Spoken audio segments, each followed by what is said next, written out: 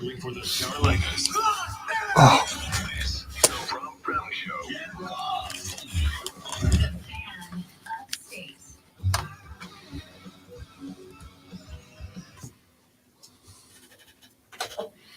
Good morning. Check, check.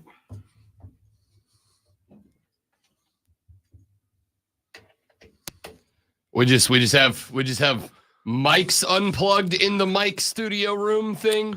Yeah, I mean, you can keep protecting your guy all you want, but some things look a lot like sabotage. That's all I'm saying. Oh man. Ladies, gentlemen, boys, girls, children of all ages, welcome to the Rob Brown Radio program.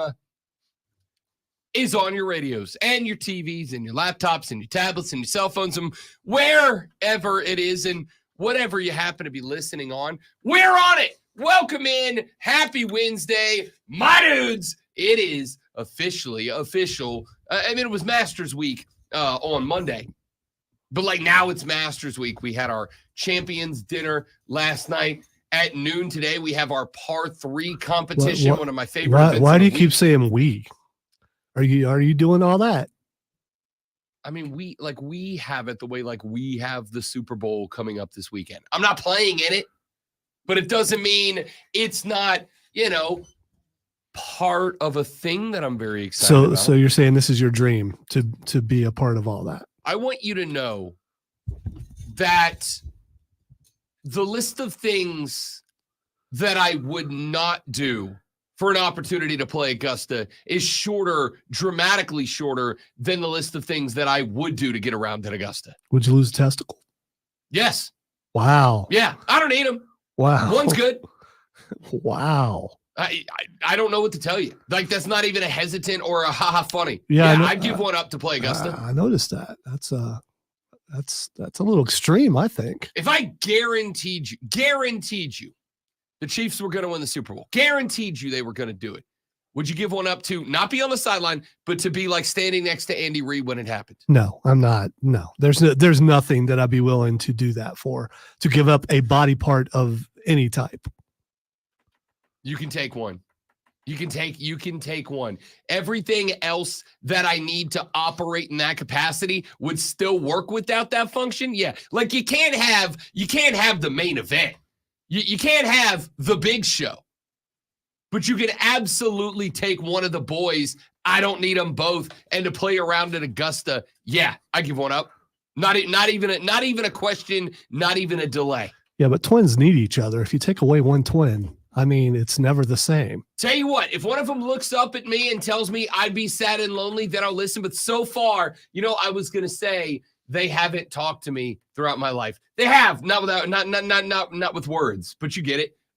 Yes, I would give up one of the two to play around at Augusta, to go out there and shoot 122 on America's, to throw an entire box of golf balls away on one round of golf. Yes, 1,000% you could take one. And for the record,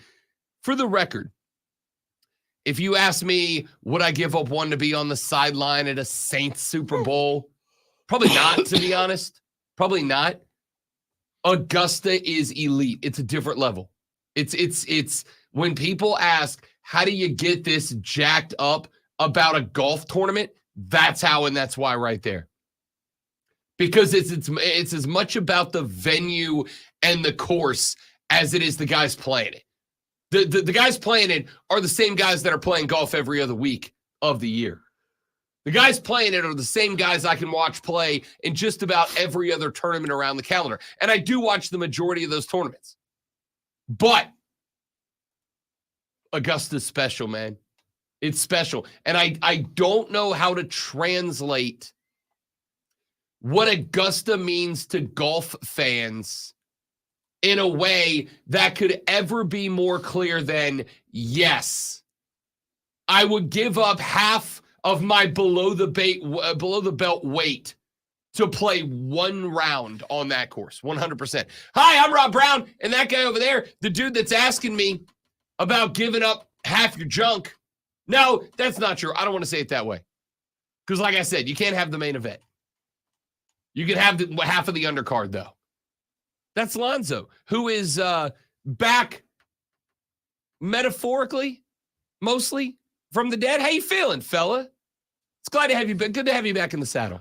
I am. I live. He lives. That's all I can say. When I'm done, going home, going back to bed. I believe that. I believe that. Lonzo tapped the "Play Like a Champion Today" sign on the way into the building today. And here he is. I would have been back yesterday, but I wasn't allowed. So, I mean, yesterday would have been a whole lot worse than today, though. I mean, Brandon stepped in. Brent did an excellent job. I appreciate the hard work and effort. As always, good to have you back, pal. Yeah, the boss said, take another day. I'm like, all right. For the record, that's the right decision. Like, I get it. Lonzo is that stubborn linebacker with a cowboy collar whose arm is hanging on by one remaining tendon. And he's like, I'm good, coach. By the I way, got this. I still worked like 4 hours at home yesterday. So, I mean, He's untouchable, people. I don't want to get behind on my stuff. He's untouchable. You can't ask him not to ball out, not to perform. It is what it is. So Lonzo returns to us from the almost dead. I think I overdid it a little bit this weekend, and also I was around a lot of people, and I may have picked something up, or it just might be seasonal stuff. But there was fever involved and things like that. So, yeah, I mean, but when you're around thousands and thousands and thousands of people, there's a good chance that maybe I picked something up that way. How was Comic-Con, by the way? It was excellent. It was really good. There was he wasn't out there yet, and we had walked around the corner, and then William Shatner walked out, and we heard applause. I mean, who else deserves it more than James T. Kirk? I was told by one of the vendors at John Reese Davies before the whole thing opened up, walked around to everybody and told them to have a great show.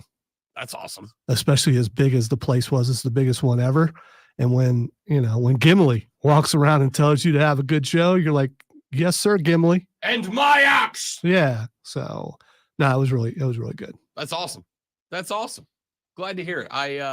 I had hoped to make it over on Sunday morning, and then just had 11 things come up on Saturday that I could not fix because it turns out it was a busy sports weekend. It was. And right around 7:30, I'm settling in to watch night 2 of WrestleMania. Then the chills hit, and then the fever hit, and then everything. And I'm thinking, okay, this looks like I just want to stay up and watch WrestleMania and take a sick day the next day. But no, that's not what it was. I think the fever got up as high as 103. Oh, yeah, that's real bad, man. Yeah, it was not. That's not real good. bad. I've had higher fevers, but yeah, that's real not good at all, actually. Yeah. Oh, I'm glad you pulled through. Yeah, a little concerned that I might be going back to the hospital. Dying? Well, no. I was concerned last time about a year ago when I ended up in the hospital. So, and was getting some of the same symptoms. So, but it's either a bug or it's the sinus stuff that I get all the time. So, well, for the record, but we are not supposed to come here if we have a fever. For the record, I'm glad you didn't die. Thank you. Yep. Thank you. Yep.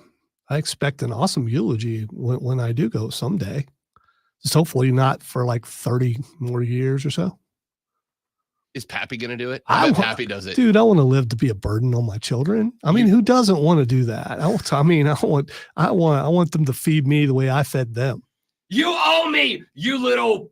I'm going to drool on purpose. I won't have to drool, but I'm just going to. Oh, wait, I forgot. Hang on. Wait for it. Okay, we're good. I had to change the settings because yesterday I had the opportunity to sit down and talk wrestling for an hour and a half with our buddy Bully Rye from the Tap Outs and Touchdowns podcast, a podcast that talks about wrestling and football. A man after my own heart. Sounds amazing. I suspect, remember when we were going to do that, and I actually did that for a while, but then someone just doesn't have time anymore. Remember that? Listen, it's not that I don't want to spend more hours doing broadcasting. It's just that I'm out of hours to spend.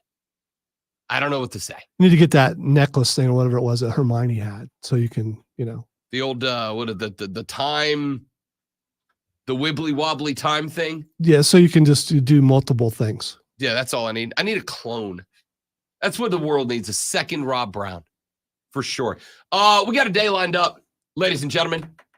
We got a lot to get into on the radio broadcast today. Tara Vanderveer stepping away after 38 seasons as Stanford's head coach. She walks away as the winningest head coach in all-time NCAA history with over 1,200 wins, 3 titles, 14 Final Fours. There are 5 coaches in history with 3 titles. She is one of them, one of 3 coaches with 100 NCAA tournament wins on the career.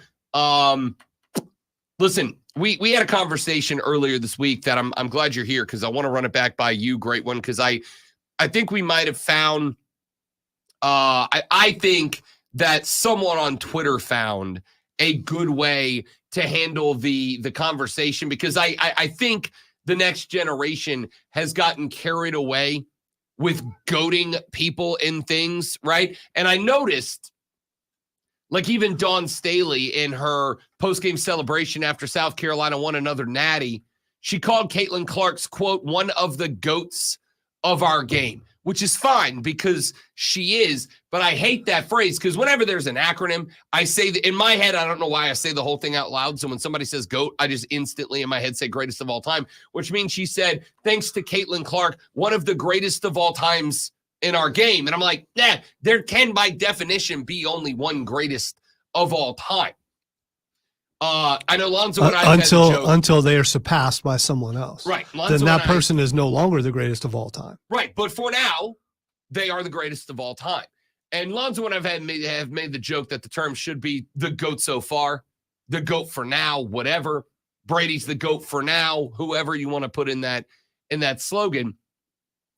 I heard somebody the other day say we should not be having conversation about GOAT as in everybody's got to pick one and that's got to be it. It should be more along the lines of the way that we talk about top shelf liquors. You might have your favorite top shelf. I might have my favorite top shelf. Your partner might have their favorite top shelf. My person might have their favorite top shelf. But at the end of the day, there's a lot of liquors up on the top shelf and they all deserve to be there. Which one's your favorite is fine. But we should be talking about the top shelf, not the one bottle. And I kind of like that metaphor. I do think there are some athletes, and in the case of Tara Vanderveer, there are some coaches that they're the GOAT just based on what they've accomplished, just what they've achieved. Nobody has won more than Tara Vanderveer. No one, not Mike Krzyzewski, not Pat Summitt. Nobody has won as many games as she has. She has won as many rings as just about everybody else has or could.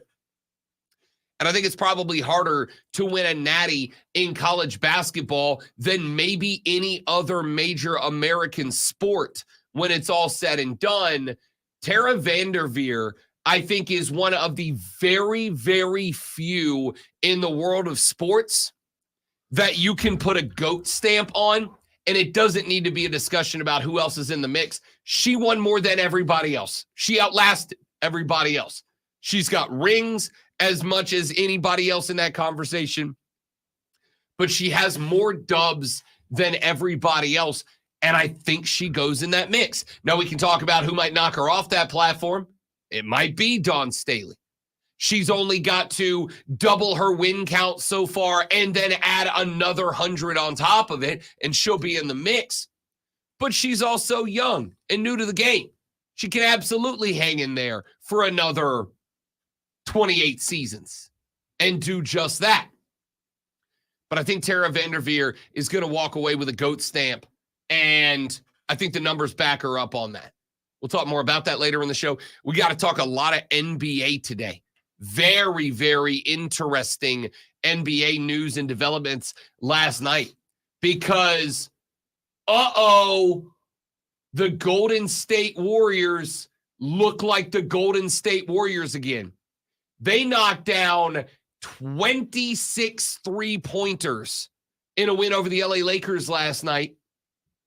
26 threes, including 5 of 7 from Draymond Green. Now, we'll talk a little bit about that game, a little bit about that score, about what that does to the NBA's play-in and play-off pictures. That's coming up in just a little while. But there was an interesting story that developed a couple of days ago when we saw Klay Thompson call out Draymond Green. And it's one of those situations where it's like sometimes leadership comes from an unexpected source. Sometimes leadership comes from someone or somewhere that you don't expect. And for a guy that there was a lot of drama around earlier in the season for having to take his behind to the sideline, I think Klay Thompson may have pulled the trigger on getting the dubs right. So I want to talk about that. Giannis Antetokounmpo went to the floor last night, non-contact injury, was running back to the offensive side of the hardwood and just collapsed to the ground while holding the back of his left calf. That's not great for a team that currently holds the 2 seed in the East. Their best player going down to a non-contact injury, needing an MRI today on a no-contact situation. So we'll talk about what it might mean if Giannis Antetokounmpo has to miss any time.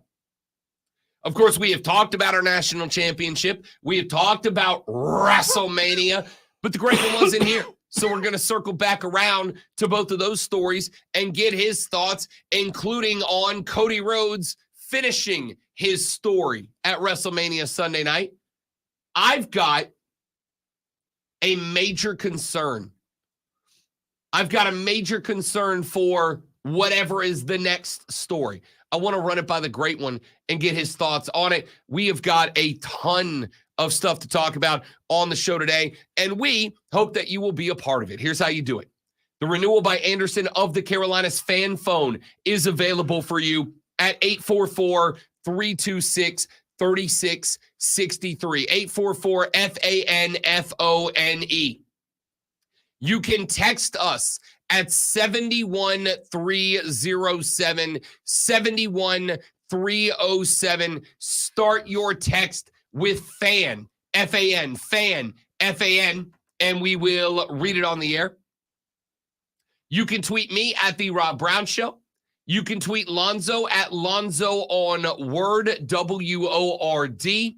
And you can tweet everyone here at the station at The Fan Upstate. Those are all the different ways to get in touch with the show today. Let's run to our first break. When we come back here in just a moment from right now, we get everything underway. I want to talk NFL draft today because we are 2 weeks and a day away from round 1. And I want to start where else with the quarterbacks. I was looking up some quarterback numbers yesterday because I was filling in on the BetQL network with Nick Costos out of New York City. And he said, Rob Brown, what's your most confident over-under NFL win total for the year? And my answer was the Washington Commanders with the over. He gave me a blank stare. I want to give you my reason, and it circles back around to the draft. I want to get your thoughts on my take on the quarterbacks and how they impact the rest of the first round of the NFL draft. 2 weeks and a day away from today. We're back after this on the Rob Brown Show in the Fan Upstate.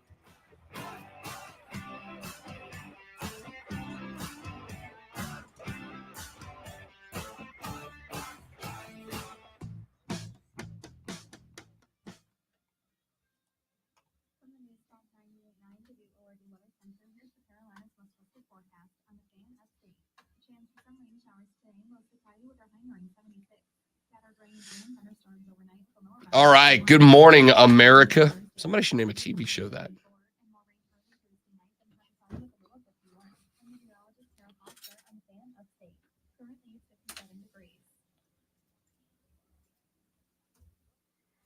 Spring in South Carolina means using the AC during the day and the heater at night. When your HVAC unit stops working, you need a company you can trust. Jesse, Trey, what's up, fellas? Welcome in. Great to have you as always. Heating and Air is a proud distributor of the Coleman line of HVAC systems. So keep your family or business. You know how it feels when you nap too hard and like your face hurts or something because you lay there? My entire front feels like that right now. Your front? Like your chest? Yes. My chassis feels that way. Don't expect a whole lot out of me because this is the most I've talked in a couple of days. I mean, off the air. Gotta save it for on the air. We take your small business baking personally. Visit your local Home Trust branch or anytime at htb.com. Member FDIC. Shop our best savings for spring during Spring Fest at Lowe's. Get up to 35% off. Plus, save an extra $150 on every $1,500 you spend on select major appliances. And save on premium 2 cubic foot mulch. Get 5 So, bags for just $10. obviously, if I get up and move really fast, Lowe's knows home improvement. something's about to be expelled one way or another. Do me a favor. Don't Yeah, I would like do to. that. I would like to not do that. So Don't DA show yourself. Don't morass yourself. there have been moments of that. So yeah. Oh, worst case scenario is I got to go and then go in there and both stalls are full.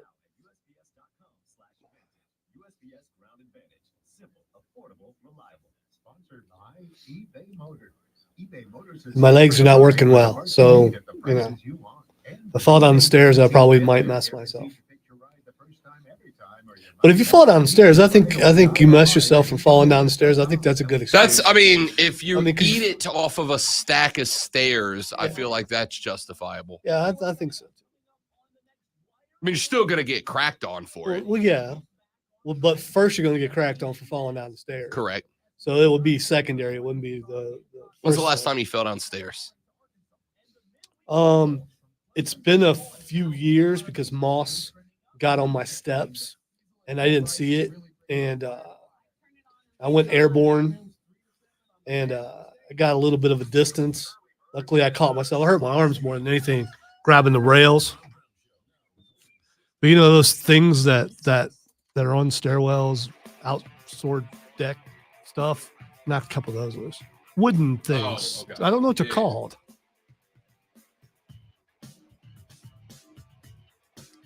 The Rob Brown Show is back on your radio. It's the Fan Upstate. It's Rob. It's Lonzo. It's you. Let's talk quarterbacks in the NFL draft here for just a moment.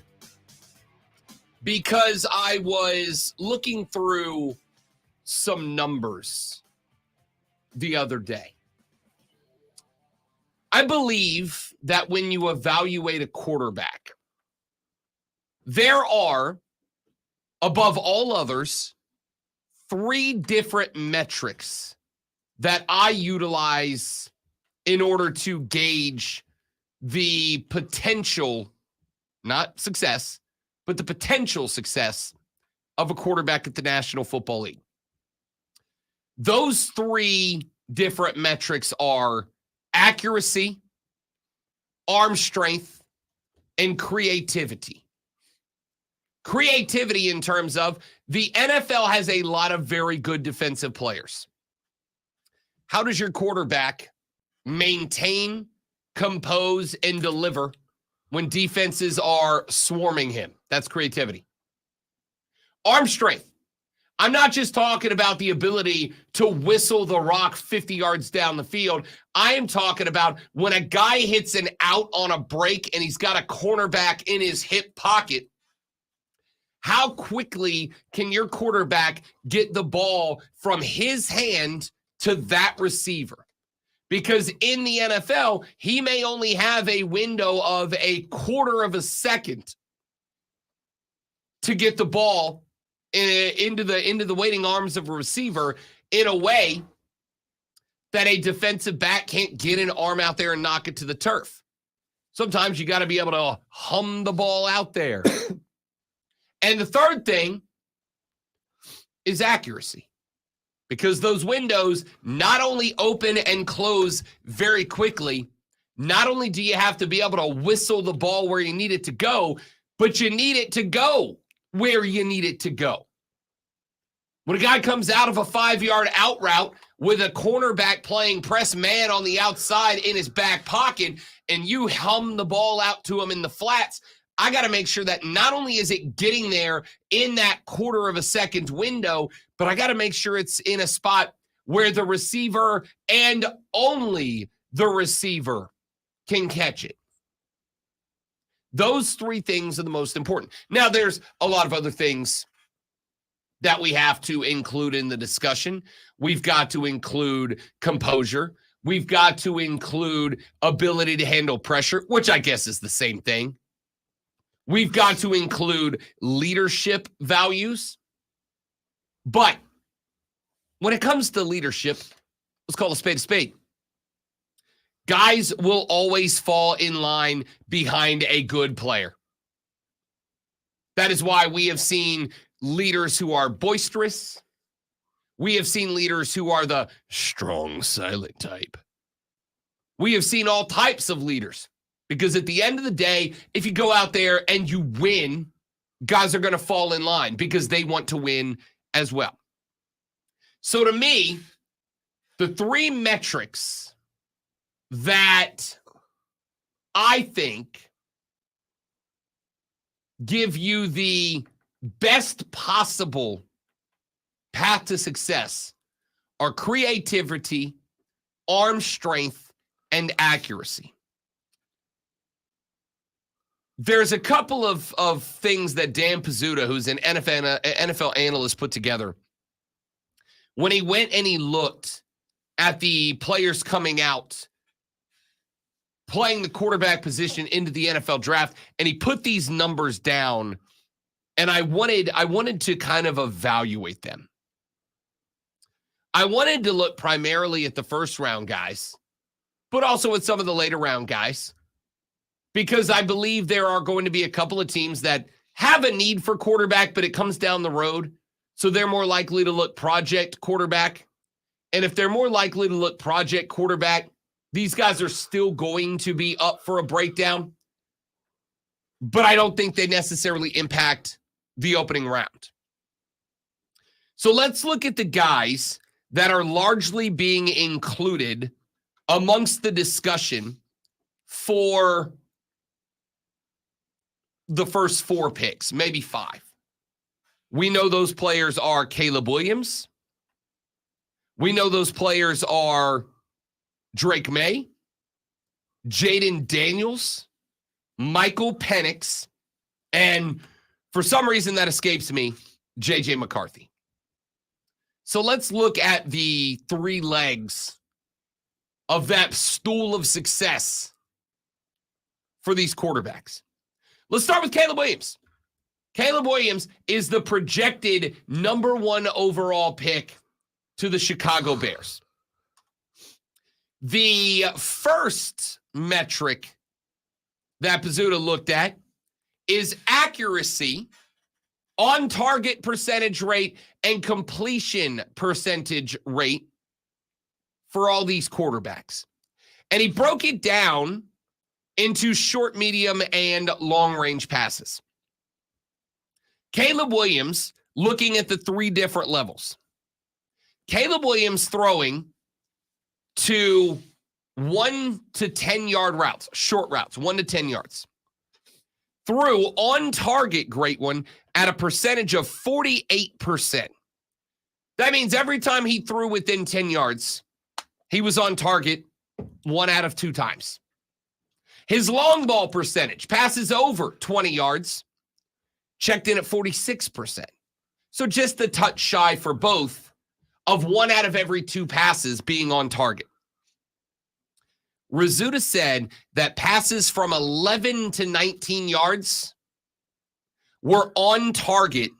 And by on target, when he says on target, I am talking hitting a guy in the hands.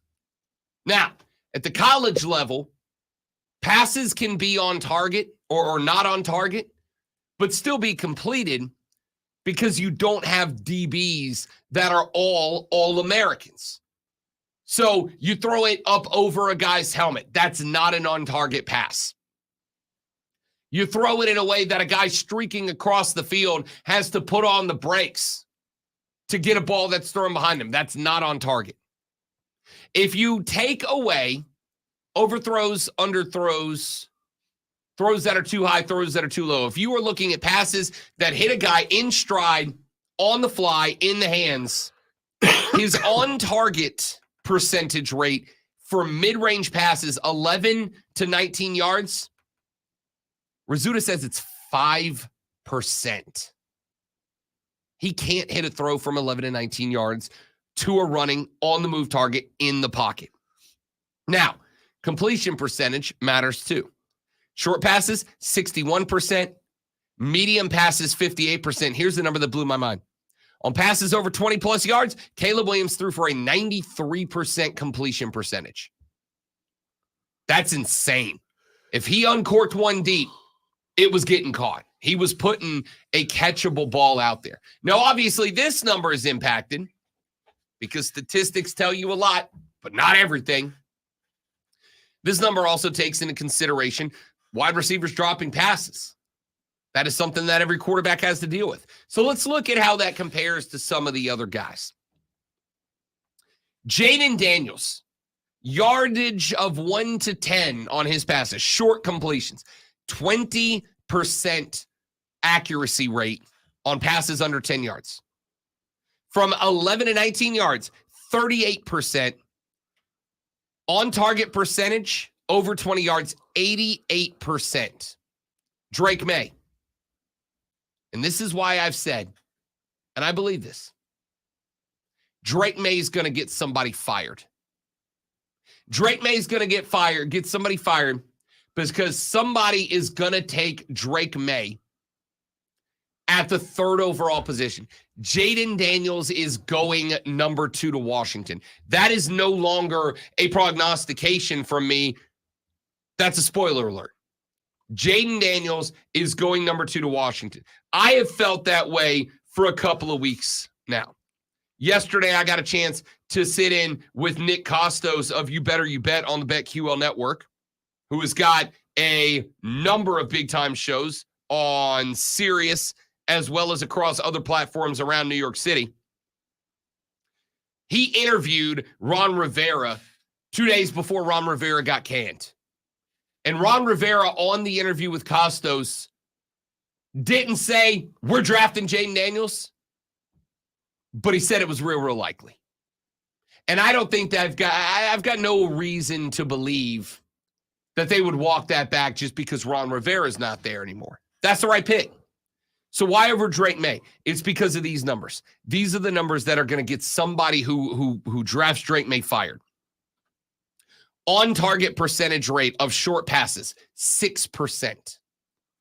On target percentage of mid-range passes, 3%. On target percentage of 20-plus yard passes, 30%. Now, Drake May is good. Drake May's good. Drake May's not as good as everybody's making him out to be. He had good wide receivers at North Carolina. And I would argue that by and large, North Carolina was working with dramatically less talented opposition than either USC or LSU were. Drake May's completion percentage on short, medium, and long passes, 46%, 30%, 72%. Drake May made his money by dropping it in the breadbasket deep, and he still wasn't as good at it as Jaden Daniels was. These numbers are absolutely wild to me. Now, these are, so that we're clear, these are career numbers in college. These are not just this or just this past season. These are career numbers. But these numbers are interesting. So the conversation to me starts with Jaden Daniels versus Drake May, and then Caleb Williams versus Jaden Daniels. I don't get why Drake May is the number 2 consensus pick for so many people. I don't think he is the consensus pick anymore. Like I said, I think the Commanders are going with Jaden Daniels at this point. But Drake May and Caleb Williams do have one thing going for them. Both of these guys very regularly had a structure around them that didn't work. Lincoln Riley's offense at USC was not good this year. Mac Brown's offense at North Carolina did not have the firepower this year that it had the year before. So both of these guys had to make up a lot of this as they go. And the numbers yet still, to me, put Drake May way down the list. Way down the list. Jaden Daniels, the Heisman Trophy winner. I think a lot of folks are looking at this guy and thinking the reason he's here is because he's got a laser rocket for an arm. And he does. Jaden Daniels throwing over 20 yards is, you know who he reminds me of? Another former LSU guy in the way he throws the ball down the field is Jamarcus Russell. Remember when the Raiders took Jamarcus Russell and the whole thing before his draft was that he could throw a ball 70 yards from his knees? What's the difference? Did anybody look at Jamarcus Russell and go, if the play breaks down, this guy's the guy that can save you? No, Jaden Daniels is. Jaden Daniels is. When Jaden Daniels gets outside of the pocket, he becomes an absolute machine. I told Costos yesterday. I've said it to Lonzo and you guys on this show. Jaden Daniels has one critique on his draft profile that people don't like. And it's the fact that when he runs, he doesn't run smart. Jaden Daniels took shots this year on the run. But I'll ask you right now, what would you rather have? A guy with a cannon that can fire the ball out on short and mid-range routes with a high accuracy rate, who takes too many shots, or the other way around?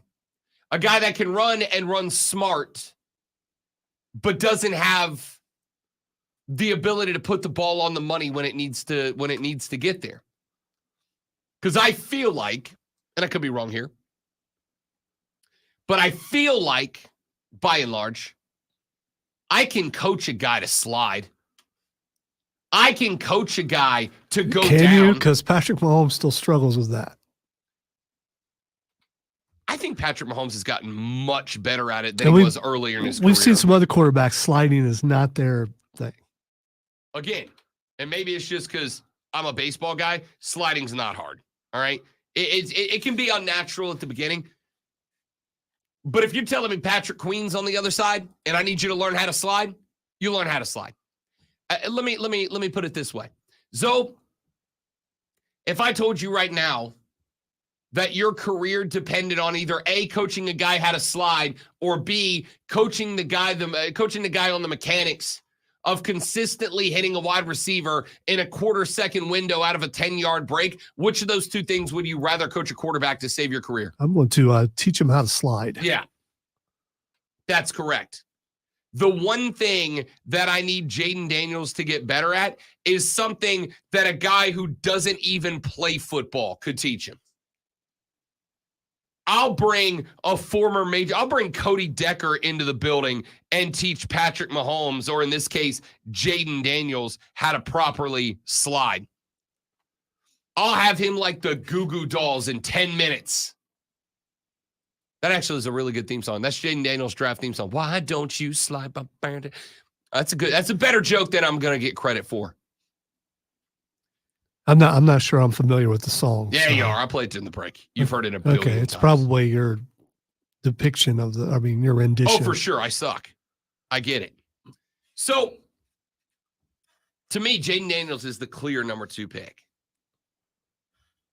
Let me rephrase that. To me, Jaden Daniels is a clear number 1 pick. I've already said on multiple platforms, multiple shows, multiple outlets, Jayden Daniels is going to have a better career than Caleb Williams. I am just I am not thrilled by this crop of quarterbacks. I'm just not. They just all seem a mid, and we'll find out. But they just all there's no one that stands out to the degree where you're like, oh, that's the guy right there. I'll be real clear. I disagree with that, but I'm not going to push back real hard on it because I get it. The only guy I don't feel that way about is Jayden Daniels. He's the only one I don't feel. I feel that way about Caleb Williams. And just so we're clear, it's not because of the pink phone case or the painted nails or any of that. I don't care about that. It's 2024. Get over yourself. Nobody cares. Okay? I don't care about the pink phone case. I don't care about the painted nails. I don't care about the crying on the sideline. I don't care about any of that. All I care about is the fact that when Jayden Daniels was up against an elevated pass rush rate, his numbers came down. That's just the fact. When Pac-12 defenses were bringing extra noise at Jayden Daniels, or excuse me, at Caleb Williams, his performance numbers came down. That's just an empirical fact. And it is because of that I don't see Caleb Williams at the next level. Because in year one, as he is going to get the start in Chicago in week one, as a defensive coordinator, I'm salivating. I'm not running anything more than base coverage. There's no nickel dime for me against Caleb Williams. It's a blitz on 100% of plays until he cooks me. Jayden Daniels, what's a blitz going to do? Force him out of the pocket? Yeah, to make his job a little tougher. But Jayden Daniels faced as high a blitz rate as anybody in college football last year and won the Heisman Trophy. On a 3-loss team, won the Heisman Trophy. Outside of them, I got zero faith in Captain Checkdown Bo Nix. I don't even understand how J.J. McCarthy's in this discussion at all, with all due respect. I don't get it. It's just because he was on a national championship team. That's got to be the reason why. I mean, I get it. But if I asked you how much of that natty was J.J. McCarthy responsible for, and you said anything more than just a little bit of it, I've got to ask why. This is a guy that they brought to Penn State and then said, don't throw the football, QB. It's a guy that went up against Ohio State in a de facto Big Ten championship game at the end of the year, and when the pressure was on the line, and I understand you got Blake Corum, and I understand Blake Corum's going to be a first-round draft pick and a very good running back, but man, in the biggest spots of the year, literally the two biggest games of the year, Michigan took J.J. McCarthy out of the mix. You want to know how I know J.J. McCarthy's not the guy? Because if J.J. McCarthy was the guy, I think there'd be a lot of buzz out of Los Angeles, California, that Jim Harbaugh is cooking up a way to send Justin Herbert away for a first-round draft pick to somebody and was going to draft J.J. McCarthy. And I've heard nada. Now, it is smoke season still. There is still a lot of decisions that we have no idea what's coming down the pipe. But there is nothing right now that says that J.J. McCarthy is being considered not just by Jim Harbaugh, but really by anybody. I don't understand how he's in this mix.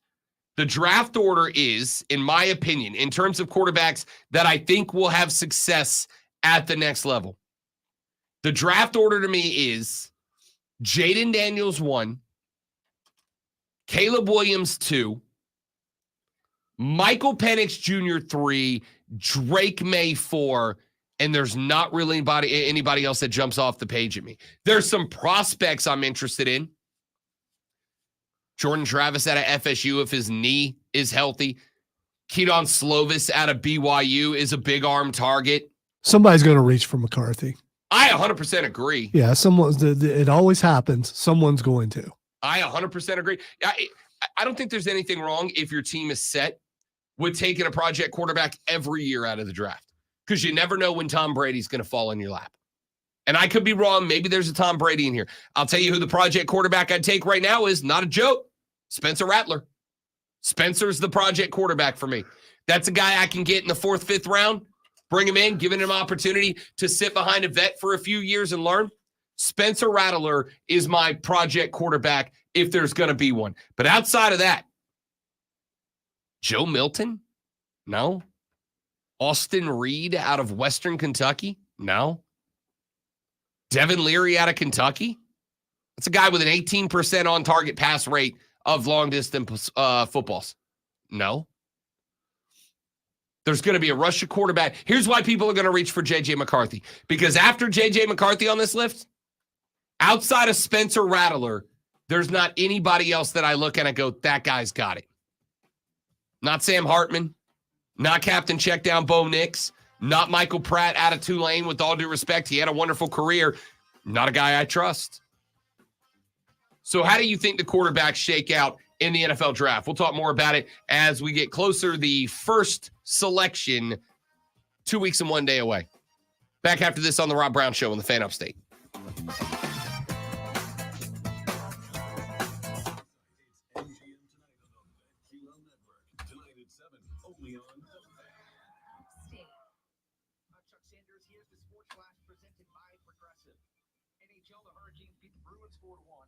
Won 3 in a row and remained 3 points behind the Rangers in the race for the top spot in the Met Division. The Braves held on to beat the Mets 6-5 on Tuesday night in Atlanta. Reynaldo Lopez topped 6 scoreless innings in his first home start for Atlanta. They led 6-0 before Pete Alonso hit a 3-run home run. All right, guys, give me just a minute. Go step away for a second. We will be right back.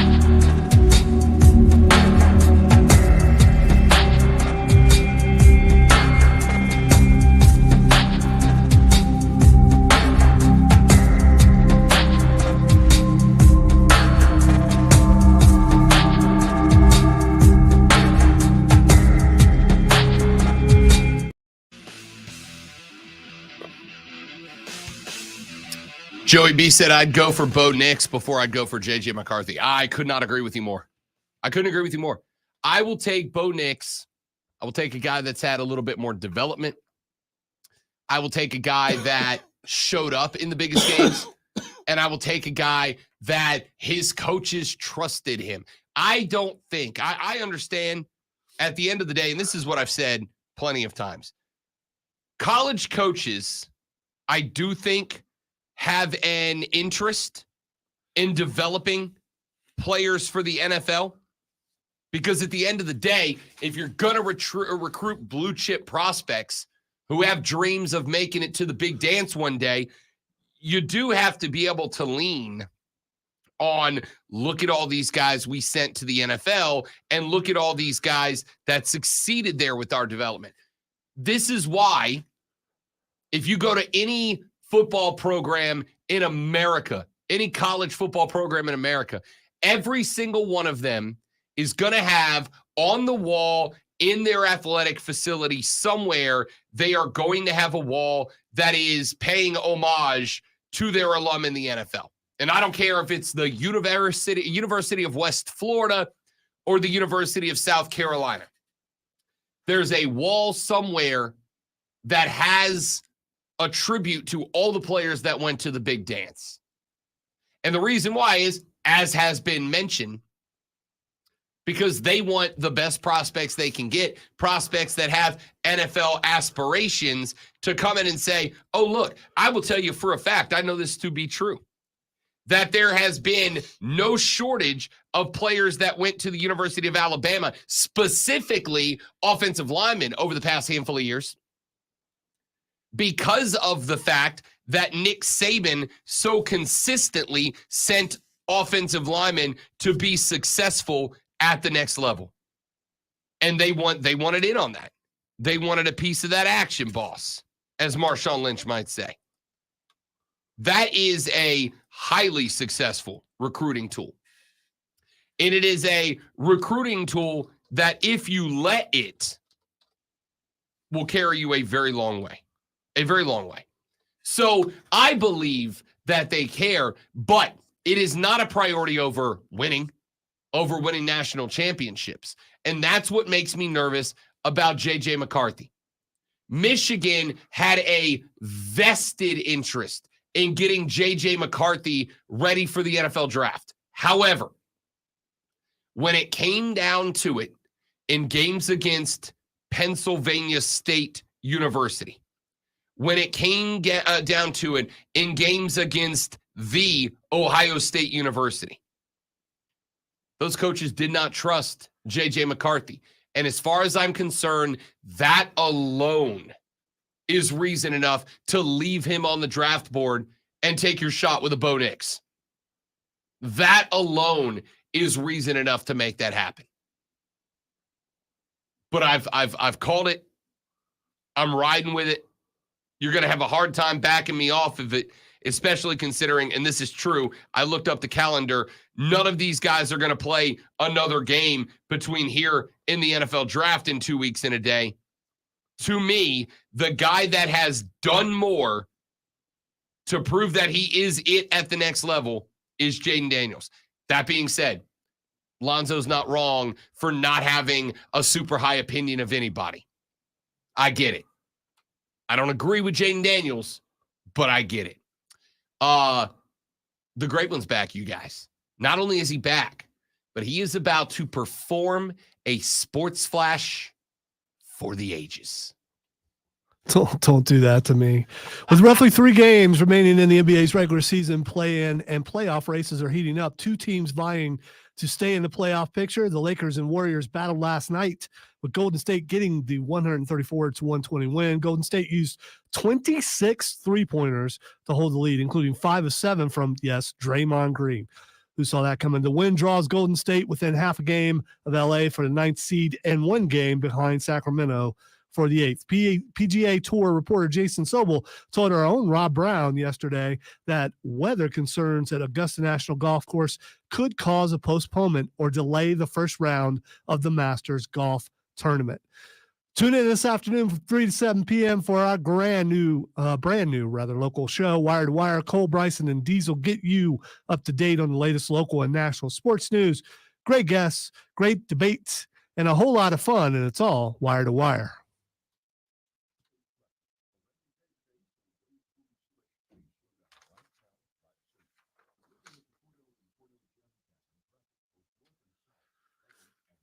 Yay me, I didn't die yet.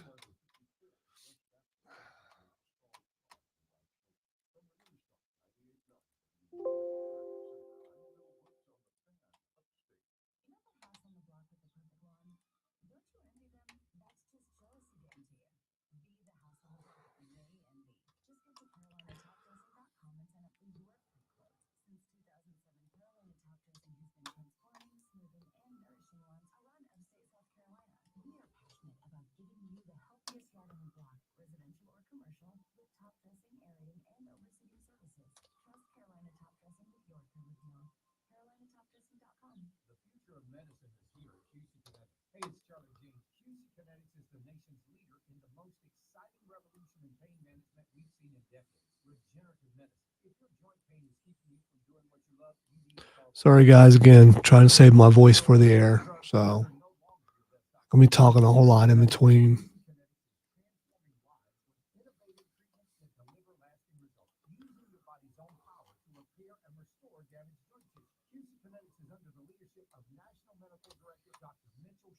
Dr. Scheinkup is a pioneer in this field with 20 years of clinical work, tons of research, and publishing, and he wants you to get relief with a needle, not a knife. Call QC Kinetics now to learn more about some exciting options. This is a revolutionary approach that can get you long-term relief with no downtime. Call QC Kinetics for a free consultation, 864-448-3772 in Greenville and in Asheville, 864-448-3772, 864-448-3772. Twin Peaks is the best of the game.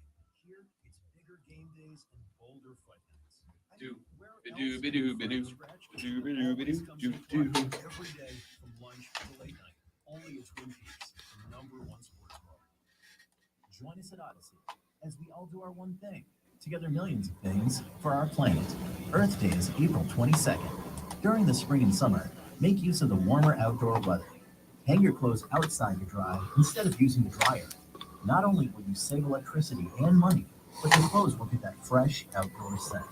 When we each share our one thing, it becomes 100 things. I have a guess what that might have been. Okay. I think I might have fixed it. You know, we can drag it in a minute. One thing. How much time I have? Couple minutes? Well, actually, yeah, I need to add. You got a couple minutes. Okay. I just said something. AmericanEagle.com re-architected P.F. Chang's website, integrating multiple third-party systems to create a unified digital experience. The results? Improved page speed and performance, personalized content based on users' location, intuitive online ordering, an increase in organic search visibility, and a 40% increase in new users. For scratch-made Asian cuisine, visit your local P.F. Chang's or go to pfchangs.com for website design, development, digital marketing, and hosting that produce efficiency, revenue, and results. Visit AmericanEagle.com. P.F. Chang's at AmericanEagle.com. Another example of the best businesses in the world. Turning to the best in the business for websites. Go to AmericanEagle.com or call 877-WEB-NOW1. That's 877-WEB-NOW1. Here's how to get in the game on your radio at 97.7 FM in Greenville, 97.1 FM in Spartanburg. You need more? Listen on your phone, download the Odyssey app, and search The Fan Upstate. There's a whole lot more to know about sound if you really want to go into the subject. Your smart speaker. Just say, play the fan upstate on your HD radio at WSBC HD3. There's just one more thing. And on your computer at the fan. FanUpstate.com. Your morning show of sports. It's the Rob Brown Show. The county sheriff's office in Tennessee confirmed to the Post that 57-year-old Darius Rucker was booked on 3 separate charges. The Hootie and the Blowfish member was charged. What do you mean member? He's a Hootie. It's bad. There is no Hootie. Was charged with 2 counts of simple possession, casual exchange of a controlled substance, and 1 count of a violation of the state's vehicle registration law. In layman's terms, Rucker was allegedly involved in a drug handoff, and a law enforcement claimed his tags were expired. We're doing computer stuff, you guys. It's very exciting. In his mugshot. Yeah, I'm sure because he was like halfway between stoned and furious. You're supposed to cry? I mean, let him cry. If the tears fall down like rain, let her cry. If the tears fall down like rain. You know I had to. Come on, man. It was right there. I set you up. It was right there. Don't hit snooze. Hit play. The Rob Brown Show. Now morning 6 to 10 on the Fan. The Fan Upstate. The Fan. Upstate. WYRD Greenville. WORD Spartanburg. WFBC HD3 Greenville. W249DL Greenville. W246CB Spartanburg. Always live on the Free Odyssey app. And check this out. We're on official Rob Brown lockdown. Represents me and Wayne. Yeah. Unfiltered sports talk. Manufactured locally for the Carolinas. Lockdown. This is the Rob Brown Show. Yeah, Rob. The Fan. Upstate.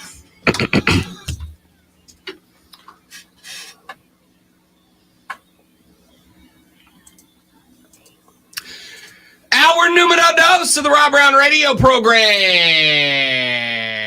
goes now. Welcome back, ladies and gentlemen. This is the Fan Upstate. I am Rob Brown. How do you do? Hello to you, my friends. Back in the saddle once again, the guy in charge of this radio program and every radio program you've ever loved. He is the Draymond Green of radio. Nope. The great Alonzo is Nope. back with us today. Nope. Yes! That took Nope. longer than it took. It shouldn't have taken that long. It was too long to be funny, unfortunately. How you doing, Zoe? You making it? You're an hour in? 3 to go? Go home, have a sandwich, go to sleep. That's the plan. Yeah, I'm raring to go for the next 3 hours. Cannot wait. That'll be great, man. We have got a lot of stuff to get to. Still got NBA playoff and play-in talk to get to as the Warriors and the Lakers went at it last night. We're going to talk about that here in just moments from now because the Dubs were cooking last night. A shooting exhibition from Steph and the boys. We're going to talk about that. We got to get a little bit into the world of Major League Baseball because yesterday we did a segment where I talked about the fact that elbow injuries are a plague, a pox upon the house of Major League Baseball right now. 3 more pitchers went down to elbow injuries of some type yesterday. It is officially a problem. Well, one of the guys that is on that list, Shane Bieber, shut down with elbow surgery. And probably effectively knocking his team out of any opportunity to compete for a division title this year, which I think they would have. He has spoken out about it. And he says, not directly quoting, but paraphrasing, Rob Brown's kind of wrong, but kind of not. And we're going to talk about that in a little while. Speaking of baseball, the Clemson-South Carolina game that got delayed due to rain will not be made up. That announcement came yesterday from the athletic offices of both schools. The baseball game that was postponed due to rain back on March 1st will not be made up. A mutual date was unattainable based on remaining competition and academic schedules. That's what the press release from the University of South Carolina said. If you had tickets to that game, the ticket exchange will be honored for a future Carolina baseball game. You can go to their website to find more about that. Same for Clemson, I assume. Carolina did play North Carolina last night at the home of the Charlotte Knights, Truist Field up in Charlotte, North Carolina. We'll talk about that game as well as Clemson and the stand that they've been going through lately coming up later on in the show. All of that, plus more draft talk, plus some Masters talk, plus some wrestling talk. Whoa! All coming up on the show over the next 3 hours of sports talk, entertainment excellence. But my friends, my family, my colleagues, my coworkers, my comrades in arms, it is just after 7 o'clock in the morning, which means you have just under an hour until you get clocked in at your office job. And I know how office jobs go. As awesome as this one is, I used to be a suit and tie guy. I used to be a Monday through Friday 8 to 5-er. I used to be a guy who took full advantage of the breaks that my life offered to me. And when I say breaks, I mean literally, I don't want to work anymore. I'm taking a break kind of breaks. You're going to do the same. And when you do, if you're listening to this show, there's a very good chance you are going to want to talk sports sports with your coworkers, with your family, with your friends, whoever you spend your lunch break with. And you're going to need to know what's going on in the world of sports.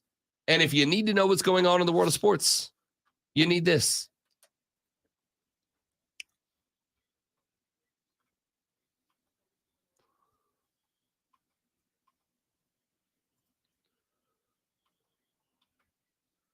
Shut the hell up.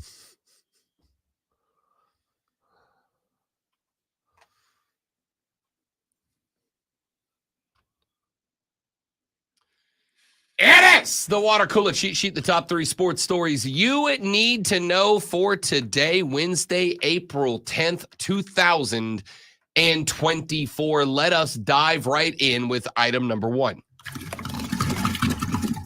The NCAA's all-time winningest basketball coach is calling it a career. Tara Vanderveer has been the head coach at Stanford for 38 seasons. She has been in the game for 45 years. The 70-year-old, one of the most illustrious coaches in the sports history. 3 national championships in 90, 92, and 2021 in her 38 seasons. She guided the Cardinal to 14 Final Fours. She is a Naismith and Women's Basketball Hall of Famer.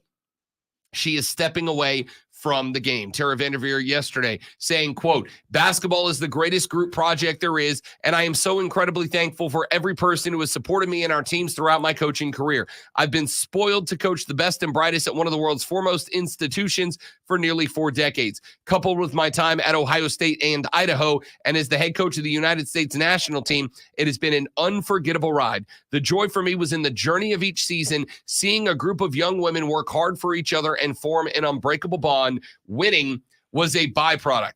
I've loved the game of basketball since I was a little girl, and it has given me so much throughout my life. I hope I've been able to give at least a little bit back."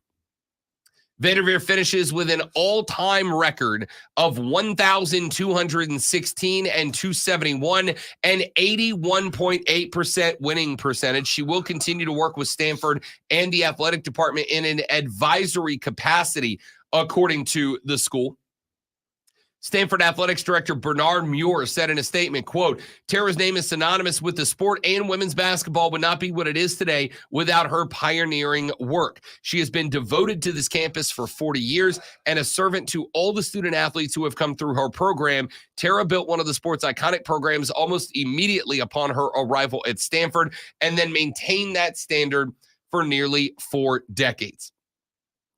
Vanderveer passed retired Duke and Army coach Mike Krzyzewski's NCAA record of 1,202 wins back on January 21st, earning her 1,203rd career victory with a 65-56 win at home against Oregon State. Her final win came in the second round of the NCAA tournament at Maples Pavilion as her Cardinal knocked off Iowa State. 2-seed Stanford will go on to lose in the Portland 4 region semifinal to eventual Final Four team NC State. Her 14 Final Four appearances are the 3rd most, behind only Gino Auriemma, who has 23, and Pat Summitt, who has 18. She is one of 5 coaches with at least 3 national titles, alongside Gino Auriemma, Pat Summitt, Baylor and LSU's Kim Mulkey, and South Carolina's Dawn Staley. Vanderveer stepped away from Stanford during the 95-96 season in preparation for the 96 Olympic Games, where she serves as the head coach of the U.S. national team. The team had an undefeated run in Atlanta, the first of an active streak of 7 gold medals and counting. It was considered a massive launching off point for the establishment of the WNBA back in 1997. Vanderveer has an incredible career, and she will be missed on the landscape of women's college basketball. But at 70 years old, she has absolutely earned the right to step away on her terms and her conditions, and that is exactly what she is doing. Now, I will say this. Gino Auriemma is coming back next year. Gino Auriemma only trails Tara Vanderveer by 3 wins, meaning he will get it within 4 games of the start of next year. But that says more about Gino Auriemma than it does about Tara Vanderveer. She is an absolute legend, an absolute icon, and she will absolutely be missed. Let's go to item number 2. As I have said repeatedly throughout the show, the NBA's play-in and playoff season just about a week away. Most NBA teams have 3 or 4 games remaining in the regular season, and then our bracket will be finalized, including, obviously, the play-in tournament between the 7 and 10 teams and the 8 and the 9 teams. Teams are vying for and still have the opportunity to earn a better seeding or just a way into the playoffs instead of the play-in over those last few games. But there's a lot going on right now within the NBA. Let's start with this one. Karl Anthony Towns of the Minnesota Timberwolves has been cleared to return from his injury. The Big Cat has been missing for a while. The Timberwolves still have the number 1 seed in the West. Now, they are tied with Denver for that number 1 seed. They have indeed clinched themselves a spot in the playoffs by having the number 1 seed with just a few games remaining. It has been a threat to give that back, but even without Big Cat, the Timberwolves have been good. We kept waiting. We're going to be talking to Hating Ass Mario later in the show. Mario and I agreed a number of weeks ago when Big Cat went down to an injury. We both thought the Timberwolves were going to fall off. Spoiler alert, they did not. Still tied with Denver, of all teams, for the number 1 seed. Both of those teams 1 game ahead of the Oklahoma City Thunder as it stands right now. And now they're going to get the Big Cat back. Now they're going to get the Big Cat bat at a point where Anthony Edwards is out here dropping 55 in 5 games, 50 points in a game for Anthony Edwards, the first ever player with that stat line in Minnesota. And now they get Cat back. Maybe we were wrong about this team. Maybe Minnesota is something. We're going to find out. That's not the only news. Giannis Antetokounmpo went down with a non-contact injury last night. The 2-time MVP exited the Bucks 104-91 win over Beantown last night in the 3rd quarter because of an injury to his left calf. After Derek White made a 3, Antetokounmpo was heading back up the court, did not make it to half court before he crumpled to the ground holding the back of his left leg. He tried to stretch it out, thought it might be a cramp. Turns out it was not. He had to be helped by teammates off the court and into the locker room. Antetokounmpo was officially ruled out in the 4th quarter due to what the team called a left soleus strain. The soleus, a muscle in the back part of the calf. Doc Rivers said after the game that Antetokounmpo was undergoing an MRI exam on his calf and also would have his Achilles tendon tested as well. If he is going to miss time, that is bad news for a Bucks team that is currently hanging on to the 2 seed, one of only a couple of teams that can be in the mix for that 2 seed. They do currently have it, but they are only 1 game up on the New York Knicks right now. They got to play the Orlando Magic twice. They're only 2 games up on the Magic.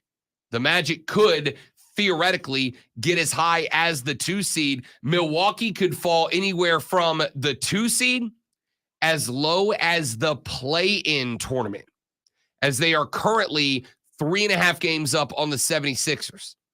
If they lose out, and Philly wins out, they could flip all the way down to, I don't think that's going to be the case. But a combination of Giannis Antetokounmpo going down and also they hired Doc Rivers, to me, makes it a legitimate threat. We'll talk more about that. That is a big deal in the NBA. Let's talk about a couple of results from last night that matter. 134-120 winners, the Golden State Warriors over the LA Lakers, and they did it by looking like the Warriors of old. The Dubs shot 63.5% from behind the arc.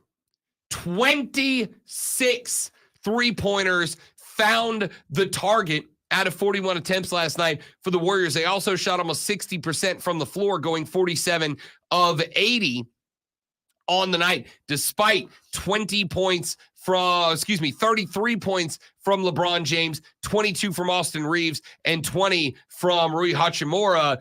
The Lakers what are you going to do? What are you going to do when you're 12 of 35, but they're knocking down 26 threes? What are you going to do when even Draymond freaking Green is going 5 of 7 from behind the arc? The answer? What you're going to do is lose. What you're going to do is get dropped. Now, we're going to talk more about this in a minute because leadership in sports is obviously a big deal. And it came from an unexpected place a couple of days ago.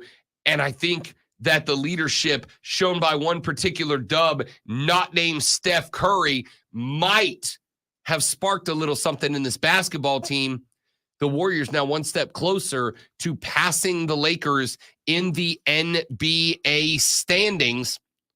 They are currently out in the West, still in the 10 spot, but they are now only a half game back of the Lakers, who are missing Anthony Davis due to an eye injury. LeBron James earned 33 while playing with the flu last night. They could get caught. They could get passed. They could end up taking on Sacramento instead of Phoenix. Hell, they could end up, as they are only one game back of Sacramento, if the Splash Bros as a group, now including and featuring Draymond Green, if the Splash Bros stay this hot, they could end up jumping as high as the 7 seed and hosting a play-in game. And then I got to tell you, Golden State, I think, can beat Minnesota, the 1 seed. That might be a first-round upset. We'll talk more about that. Also, last night in the association, 130-104 winners, Mavs over the Hornets. Sixers get Joel Embiid back right. 37 points, 11 boards, 8 assists, and a 120-102 win over the Pistons. The Heat 117-111 over the Hawks. The Bucks 104-91, as we mentioned, over the Celtics. The Knicks get a much-needed win, 128-117 over the Bulls. And the Magic, a team that I gloated about yesterday, they fall to the Houston Rockets, 106-118. All those games having playoff implications. Let's get to item number 3. There have been 9 She Believe Cups that have taken place so far. Last night, the United States of America women's national team won number 7 as they defeated Canada 5-4 in a penalty shootout to lift the cup once again. 2 names that jumped off the page. Sophia Smith, a 23-year-old forward, playing out of her position. She is a traditional 9, has been asked to play the right wing. She scored twice last night. An equalizer from outside the box 5 minutes after halftime. The go-ahead goal 18 minutes later. Unfortunately, a penalty surrendered by the Americans led Canada back to even and took it to PKs. And that is where you ended up having a gut-it-out moment from goalkeeper Alyssa Nair. Alyssa Nair saved 3 of 5 penalty kicks. And when the Americans needed a spark, the goalkeeper buried one of her own last night. Nair said of her focus in the shootouts, quote, "I think it's just something that we put the time into in training. It's just part of the game. Even on the men's or women's side, the champion at a World Cup or different tournament has statistically some very high number, has had to go through at least one shootout within the tournament. So it's something that we just put a lot of preparation into. The more you do it, the more confident you are. I think we've got 23 players that can step up and be comfortable taking a shot at any moment." So what's next? After winning another She Believes Cup for the Americans, well, the long-awaited arrival of head coach Emma Hayes at the end of May. Hayes was announced as the team's next coach back in November, but elected to stay with Chelsea throughout the European season to finish her full decade of service with the club. In the interim, The Americans have had Kilgore working with Hayes to implement her plans ahead of her arrival, so there shouldn't be too much of a learning curve when Emma Hayes shows up. The process has been largely successful despite a group stage loss to Mexico at the Gold Cup. Since then, the U.S. has won or advanced in 5 straight games, picking up a pair of trophies in just over a month as we all look forward to and prepare for the Summer Olympic Games coming up in just a couple of months, live from Paris, France. That's your water cooler cheat sheet. Top 3 sports stories you need to know for today, April 10, 2024. We got to take a break. When we come back here in just a moment from right now, 5 questions that we are going to ask. 5 questions that I hope we will have answered, as we are now less than 2 days away from the very first tee time at the Masters at Augusta, a tradition unlike any other. We'll discuss some golf when we come back on the Rob Brown Show in the Fan Upstate.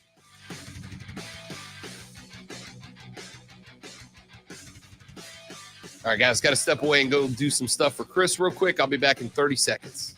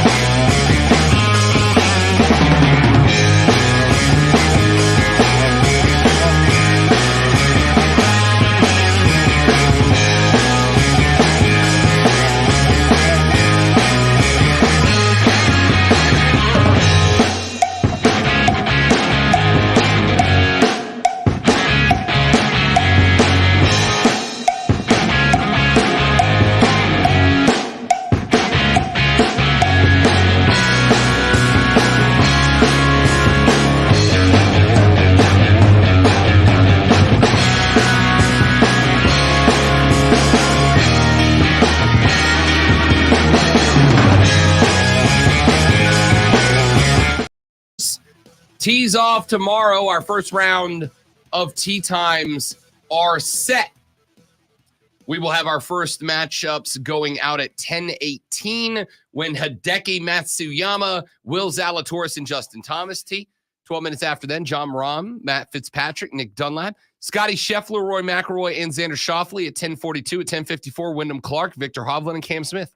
1:24 in the afternoon is when most eyes will be on the TV as Eldrick Tiger Woods tees off alongside the Aussie, Jason Day, and Max Homa. Brian Harmon, Brooks Koepka, Tom Kim at 1:36. 1:48, Jordan Spieth, Ludwig Aberg, and Sahith Theegala, and Dustin Johnson, Colin Morikawa, and Tommy Fleetwood take off at 2 p.m. I'll tell you what I do like about this. As much as I love gimmicks in sports, and you guys, if you followed this show for more than 18 minutes, know that I love gimmicks in sports. They are fun, all right? Sports should be fun. That's kind of the point. As much as I love gimmicks in sports, this is an event, and Lonzo brought this up earlier in the day, or earlier in the week. It got brought up yesterday by Nick Costos yesterday when I was filling in on the BetQL network as well. The Masters is the one. I'm trying to think if there's any other. I don't think there is. The Masters is, I think, the one sporting event where I fully acknowledge I turn into a snob.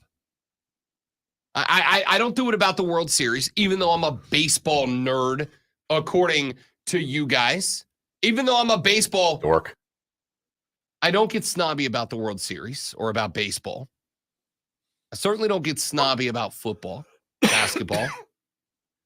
I acknowledge that I can be a little snobby about soccer, but I think that is largely because you guys don't attack golf the way you attack soccer. Soccer is constantly attacked. The word acknowledge is dead. You need to find a different word. I still acknowledge our tribal chief. All right. We are going to talk wrestling later on. I don't even get snobby about wrestling.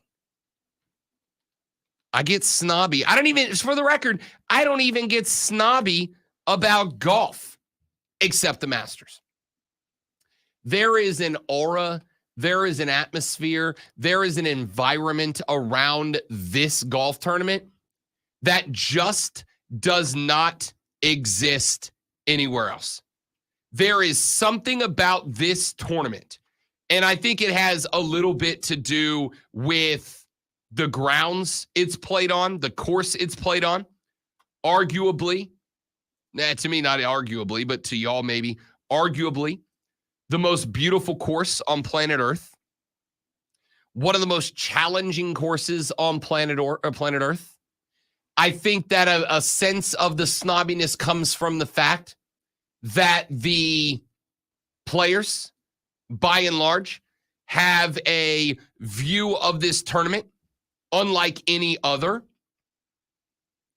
I think that the players put a weight on this tournament that they don't put on the U.S. Open, that they don't put on the Open Championship, that they don't put on the TPC.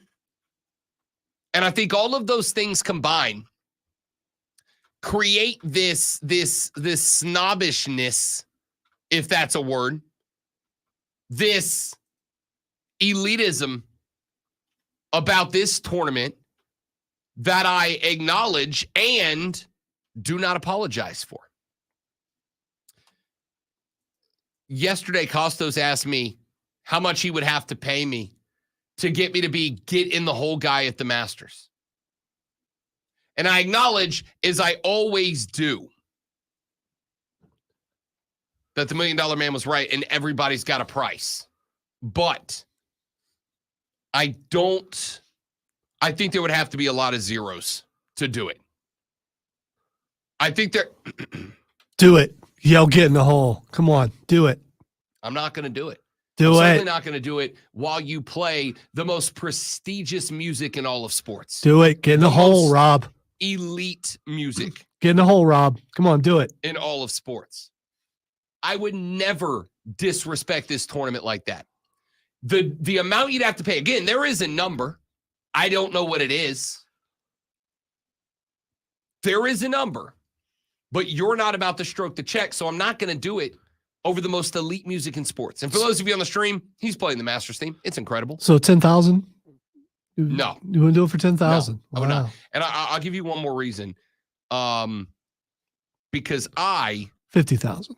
unlike some people, have respect for the game, for the beautiful game. Some people, are you implying me? You want me to all get in the hole? Yes. I wasn't the one who asked you to do it. You just told me you were going to pay me to do it. No, you said Nick Costas He asked did. you, and I'm He just did. trying to. I was offended by the question. Okay. I was offended by the question. I love this tournament. Sorry. I love this tournament.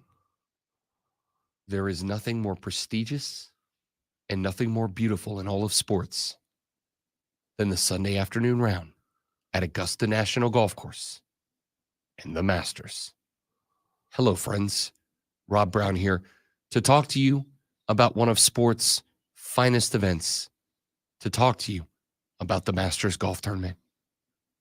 If you don't get it, if you don't understand it, and if you don't watch it, you're wrong. And you're missing out on one of the finest fan experiences in the game today. And when I say the game, I'm not just talking golf. I'm talking sports as a whole. I love it. I love this tournament so much. All right, so I've given you the marquee matchups for round one on Thursday.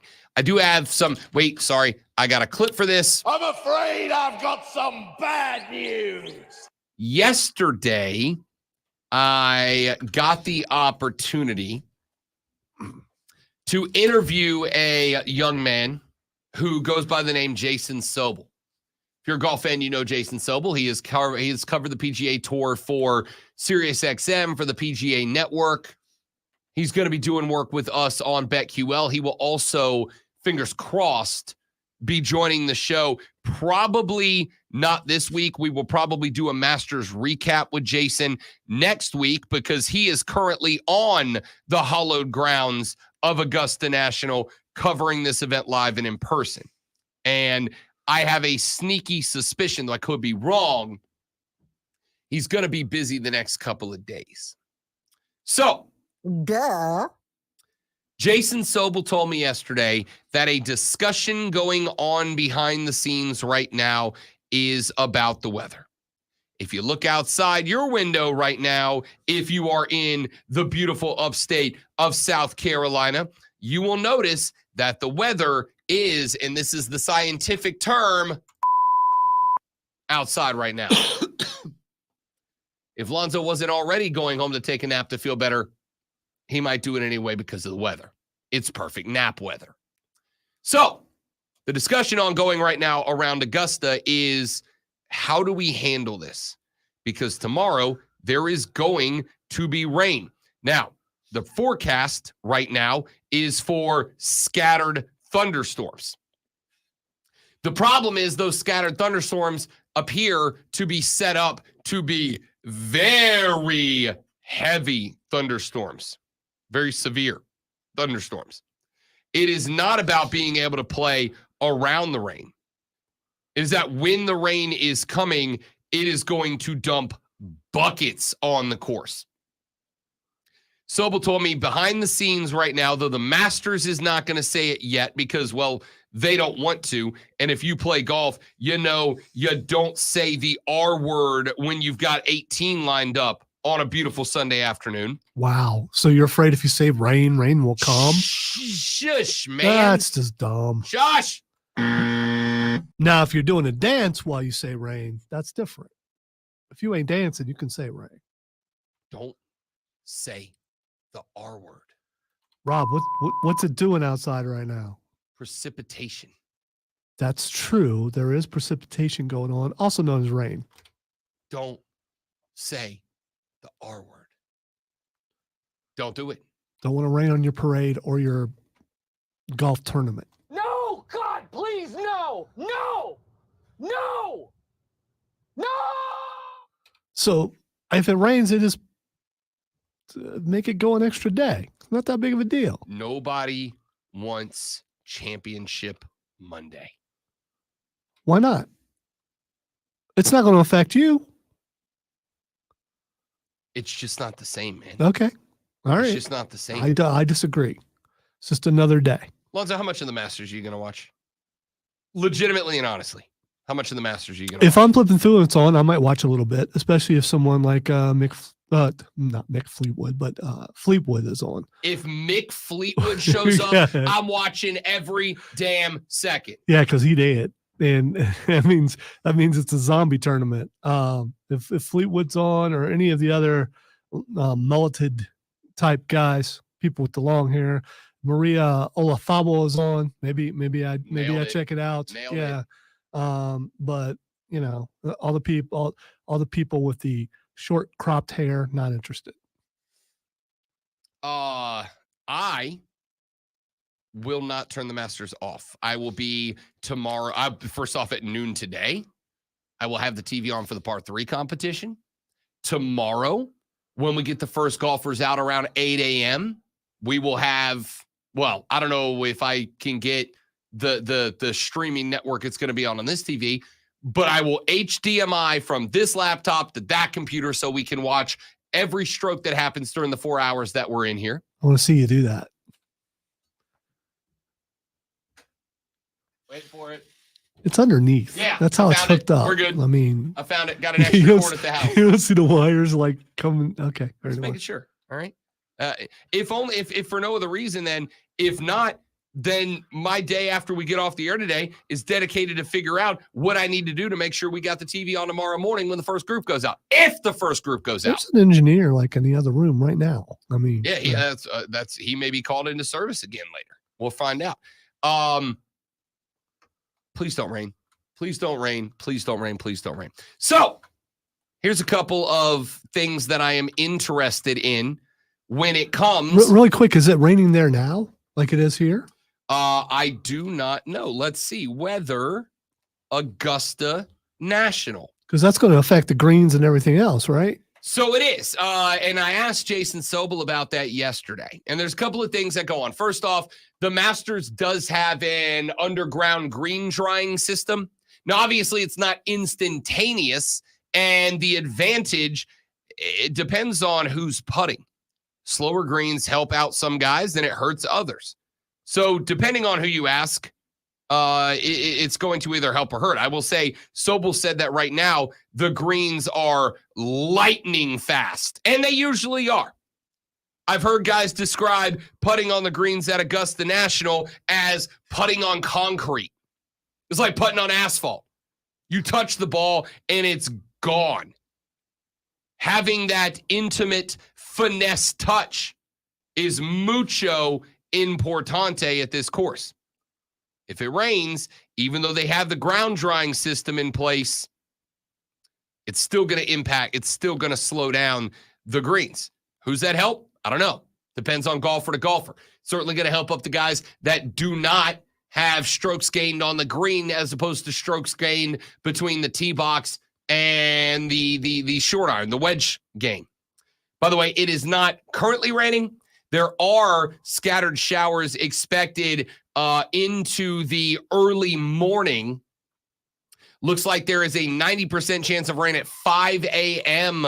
tomorrow. That rain is expected to be 90% all the way up, drop off to around 80% at tea time around 8 a.m. It should stop raining around 11 a.m., which, again, would still be okay because they can push the tee times back 3 hours. And the worst case scenario in that spot is that the last groups of guys to go out in the afternoons may not finish their Thursday round. They may have to come out, finish their Thursday round first thing Friday, then head to the clubhouse, grab a Gatorade, a granola bar, and a turn dog, which is the best dog, and then go back out and run back another 18 in the evening. What comes on a turn dog? whatever you want. It's a hot dog. It's just at the turn, which if you've never had a hot dog after the front nine, it is the gas for the engine of the back nine. Turn dog is best dog.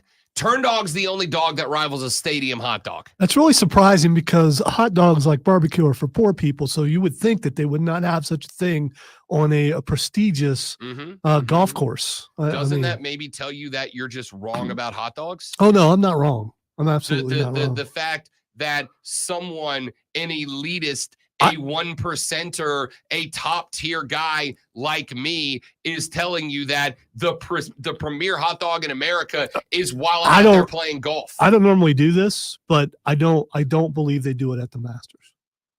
No, it's a pimento cheese sandwich. Thank you. Which is definitely much more fancy at 1% than a hot dog. Let's see what's on the let's see what's on the board here. Egg salad, can't beat it. Pimento cheese sandwich, can't go wrong with that. Barbecue sandwich is on there. A Masters Club, a chicken sandwich on brioche, a classic chicken sandwich, or a ham and cheese on rye. Most expensive sandwich on the golf course, $3. I got to tell you right now, I get on the course at Augusta, my dude, I'm coming back fatter than I went. Are you complaining that there's no turn dogs? Not really. Okay. Not really. I mean, I again, the turn dog is for the player, not the fan. Are the crusts trimmed off of those sandwiches? Absolutely not. Absolutely not. I'm sorry to say, you're a child if you trim the crust off your sandwich. I thought that was more fancy and more for rich people. No. So you're telling me that TV and movies lied? If you are going with like finger food snacking sandwiches, but that's more about proportion than anything. If you are a grown ass adult who makes a PB&J and then cuts the crust off, you're a child. You're a child. Judgmental much? Yes.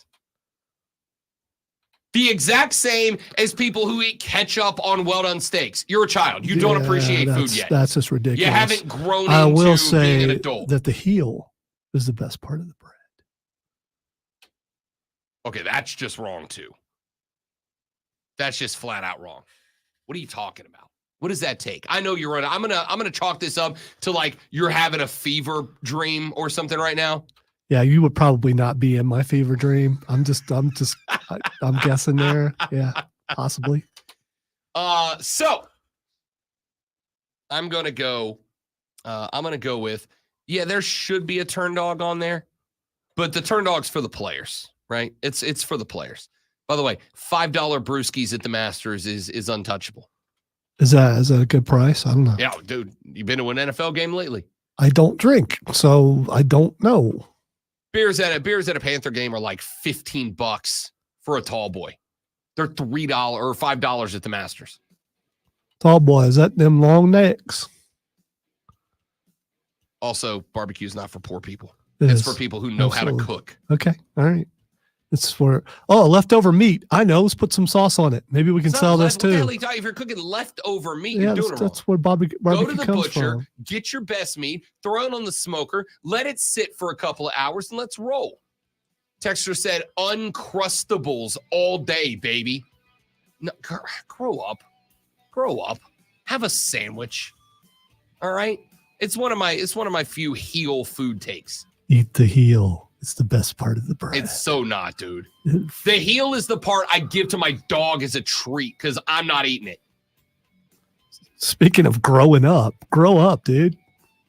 No one eats the butt of the bread. Why would you not? Unless, as a kid, it's a different color, so I'm not going to eat it. So you're the one who needs to grow. I mean, it tastes just as good as any other part of the bread. No, it doesn't. It absolutely does. It's always thinner and flat and takes away from the bread part of the bread. So weird. Who eats the Everyone does. And also barbecue's delicious. I had stuff to talk about with the Masters, but this was, and I am not even being sarcastic, a much more important conversation on the Rob Brown Show in the Fan Upstate.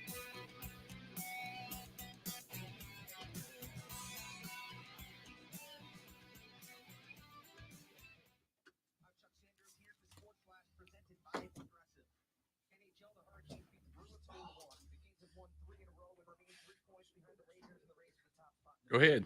You did or you should?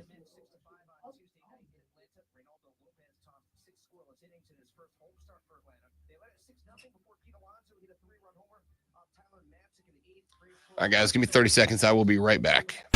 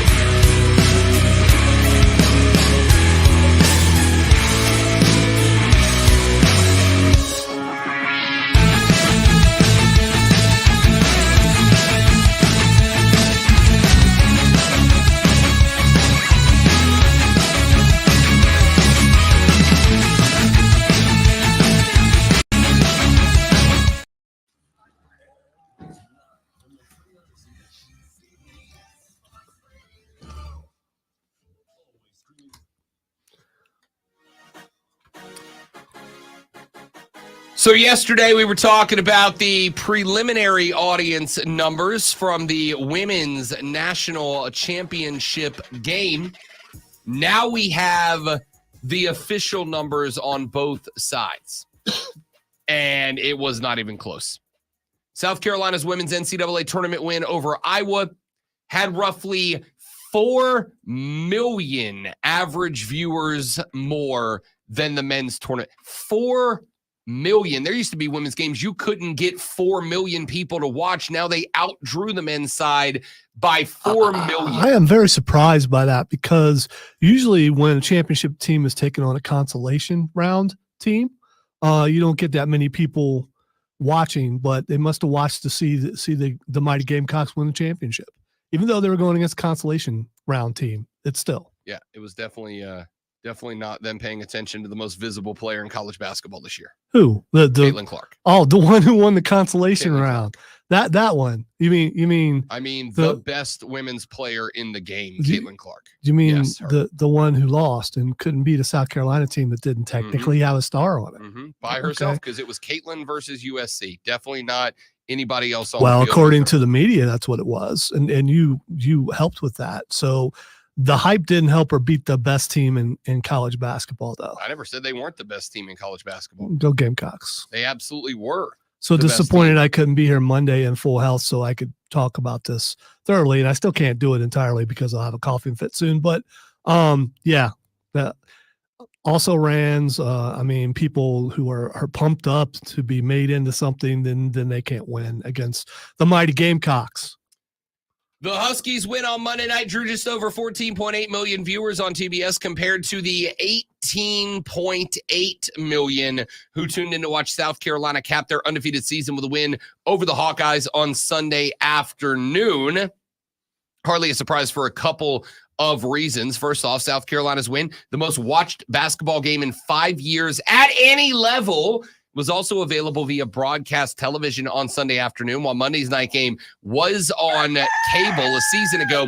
UConn's win over San Diego State on CBS also drew fewer than 15 million viewers. It was the least watched men's game ever at 14.69. Least watched men's title game ever at 14.69 million viewers.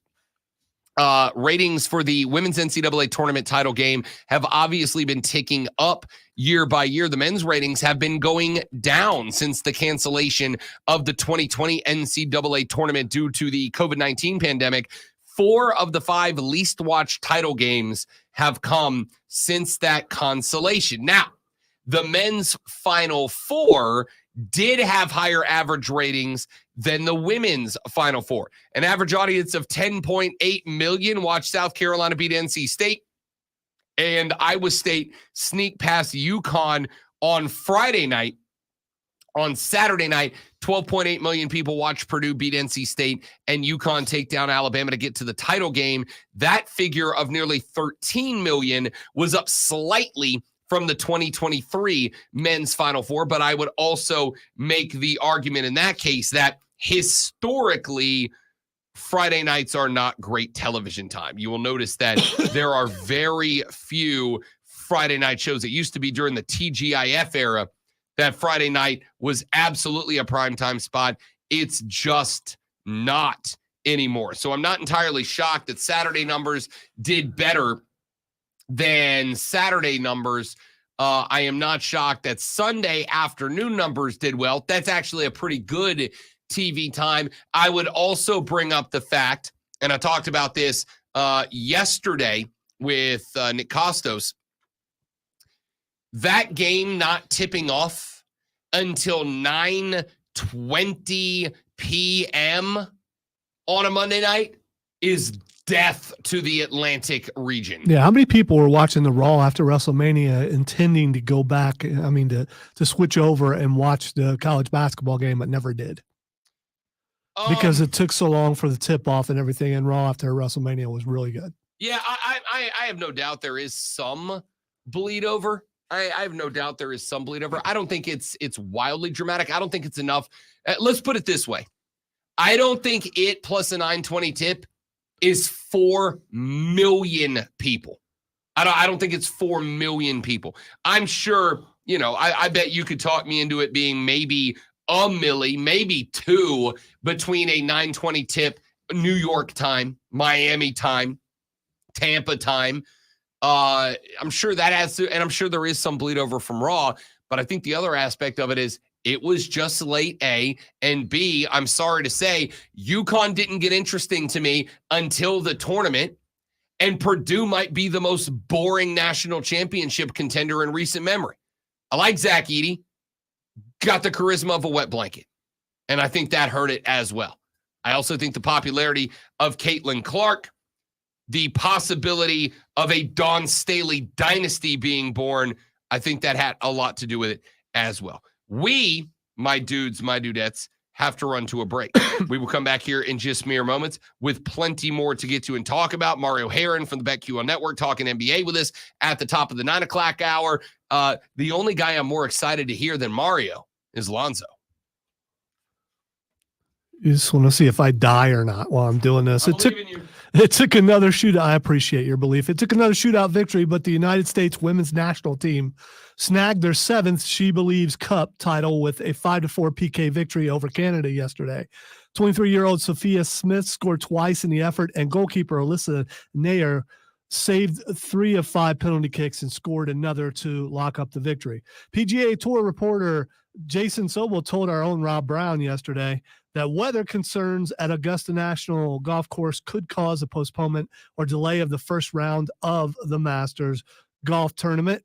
No plans for a delay have yet been announced, but heavy rains throughout the day, Thursday, could cause the issue. Tune in this afternoon from 3 to 7 for our brand new local show, Wire to Wire. Cole Bryson and Diesel get you up to date on the latest local and national sports news. Great guests, great debate, and a lot of fun. Wire to Wire.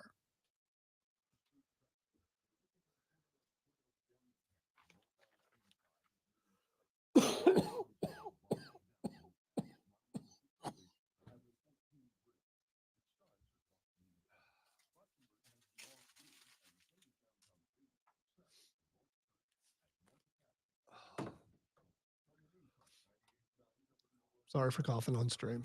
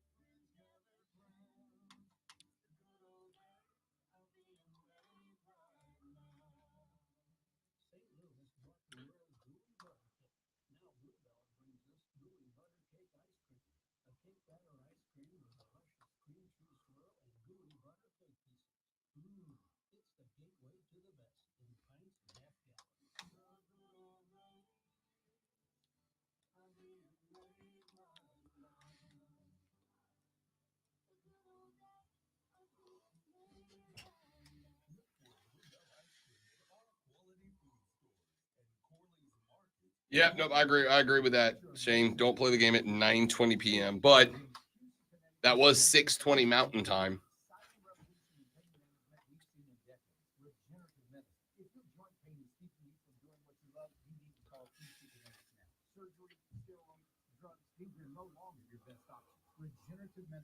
Would it be 6:30 Mountain Time? Mm-hmm.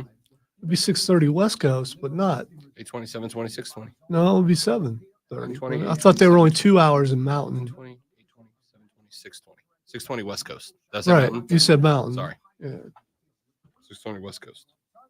Which the biggest television market in America is LA, so they're always going to have priority. Because every decision is about I love to see the actual numbers of people in LA watching TV. Because the whole way they measure that thing is so outdated anyway.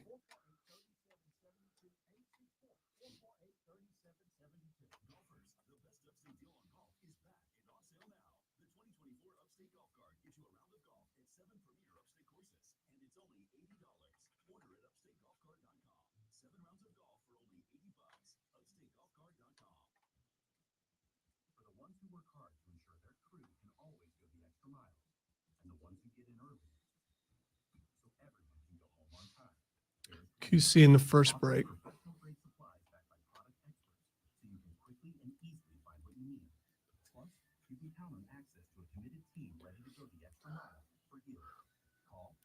As I lay there sick yesterday, I binge watched the entire first season of Invincible. It's messed up. You should watch it if you get a chance. I will. I mean, it's bloody and it's messed up. I had heard it was messed up, but I didn't know it was that messed up.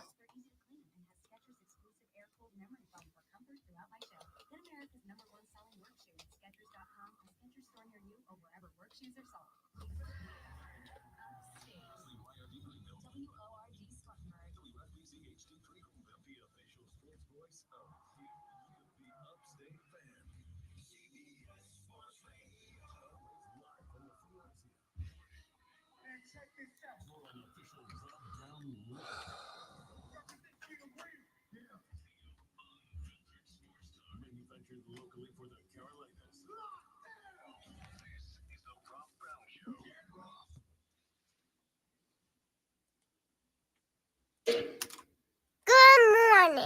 Yeah. Oh. Good morning. Yeah, I think we may be shelving the for a while. Why? Because as per our conversation with the boss Friday, you don't remember that? Where you just dogged the hell out of his Iowa Hawkeyes. What do you think he's more offended by? You saying his team is, and I quote, also Rans, or that LA Knight's boring to him. Which of those two do you think he's going to think is worse? When the boss says, I think something's being played too much. He didn't say that. Oh, yeah, he did. No, he didn't. Yeah, he's like, oh, man, I hear that thing way too much. No, he didn't. He did say that. He did not say that. Listen, when you put your head down and you're not paying entirely attention, while I'm making eye contact the entire time because I know how important it is to have a visit from down the hall. I mean, you hear what you want to hear, but I heard it's played too much. That's what you wanted to hear. That's not what he said. It's not what I wanted to hear. He said he thinks LA Knight gets too much play as a wrestler, as a dude, as a character. He's like, how many times did you play? I was like, I only played it 3. Well, it sounded like a lot more. That's not what you said he said, though. No, it's what he said. That's what you inferred. So you're going to take advantage of me being sick, but no, I was there. I was present Friday. You apparently were not. He said, basically we play it too much. So no, he didn't. He did. And I follow rules. That's what I do. First off, it definitely wasn't a rule because he definitely did not say don't play it anymore. He said it played too much, so I'm not going to play it. Yeah. We are going to talk WrestleMania. We might do it in this hour. I need the thoughts of the great one. We haven't had the opportunity to catch up with him about WrestleMania yet. So we got that coming up later on in the show, maybe in this hour. We'll see how it plays out. But there's a lot of other stuff I want to get to, including getting back to the NFL draft. Yeah. To talk a little bit about which direction I can see things going. And let's start with this. The question that I think all of us need to ask, because I do think it is going to be the trigger for everything that happens in the draft, is which teams could theoretically make a trade. Realistically, which teams could end up making trades, because I do think that we are going to see an avalanche of moves once the first one gets made. How many times have we heard that, though, and then the draft comes about and, like, everyone stays put? I mean, it's smokescreen season, and as much as I know what I'm talking about, NFL teams frequently don't listen to me for one reason or the next. I'm not entirely sure. It's really going to depend on if there's a run of something, if there's a run on a certain position, and then people start freaking out and think they need to trade. I would agree with that entirely. So if it goes chalk like the first 6-7 picks, probably won't be a lot of movement. I would say that I ultimately agree with that. And so the next question obviously then becomes, what position do we think we might see a run at? There are two that jump off the page at me. The wide receiver position is one that I think we might see a run, and offensive line is one I think we might see a run. I think both of those are there. So let's go team by team down the list. We'll start with Chicago. Obviously, Chicago's not moving. Obviously, Chicago's taking a quarterback at 1. The only question I could see is, would either Washington or New England, one of those two, have a guy that they can't resist? Whether that is Caleb Williams at 1, whether it is Jaden Daniels or Drake May at 2 or 3, however those chips may fall. Do either one of those two have a guy that is absolutely their clear cut, we are willing to mortgage the future on that guy move? If the answer is yes, they could trade back. It would just be to 1 or 3, not in a way that impacts the rest of the draft. At number 2, the Washington Commanders. They got to stay put. They need their quarterback of the future as well. I've already told you who I think that guy is. I think it's Jaden Daniels. I think they think it's Jaden Daniels. Unless Chicago shocks everybody up in here and decides to go with Jaden Daniels, in which case Washington will absolutely take Caleb Williams at 2. That's going to be Jaden Daniels. At 3, the New England Patriots. To me, I think they stay put. they are going to get whoever is left out of that big three. Unless they decide that they want to jump up to get number one and put together a very impressive package of picks to Chicago. A package of picks that Chicago says there's more value in this compensation package than there is in Caleb Williams long term. And hey, New England's got the arsenal to do it. That's the result of the hoodie of Bill Belichick. You know, he's a trade back kind of guy. I will say, I think that New England is leaving the Belichickian way in the rearview mirror. If you aren't going to leave the Belichickian way in the rearview mirror, I don't know why you moved on from Bill Belichick. And they can spin it all they want as Bill decided to step away. Bill didn't decide to step away. This was a team move.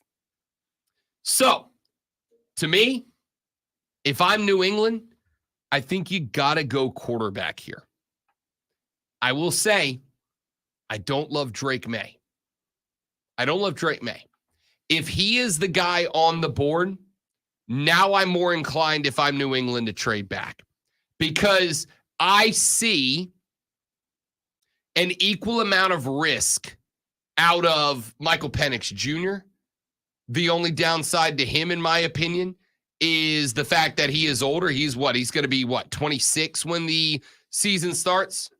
You are talking about a guy that is probably 3 or 4 fewer years in the league, statistically speaking, than everybody else that's there. I see as much value in Bo Nix as I do in Drake May at 3. I would be willing to make the reach on Bo Nix if I can get a healthy package back. If there's somebody that believes that Drake May is a bona fide, certified, genuine NFL quarterback, then I would trade back. But if either Daniels or Williams somehow is available at 3, I would stay right there. Arizona at 4 is the most obvious trade down spot in round 1. This team's got to move back. Now, the more I've talked about it, the more I can put together, I think, an argument that Arizona stays put. The argument, Lonzo, is Marvin Harrison Jr. They lost Marquise Hollywood Brown. He's on his way to Kansas City to play with Patrick Mahomes now. They haven't found anybody that has been able to be Larry Fitzgerald since Larry Fitzgerald back in 2004, because I'm old as hell. Marvin Harrison Jr.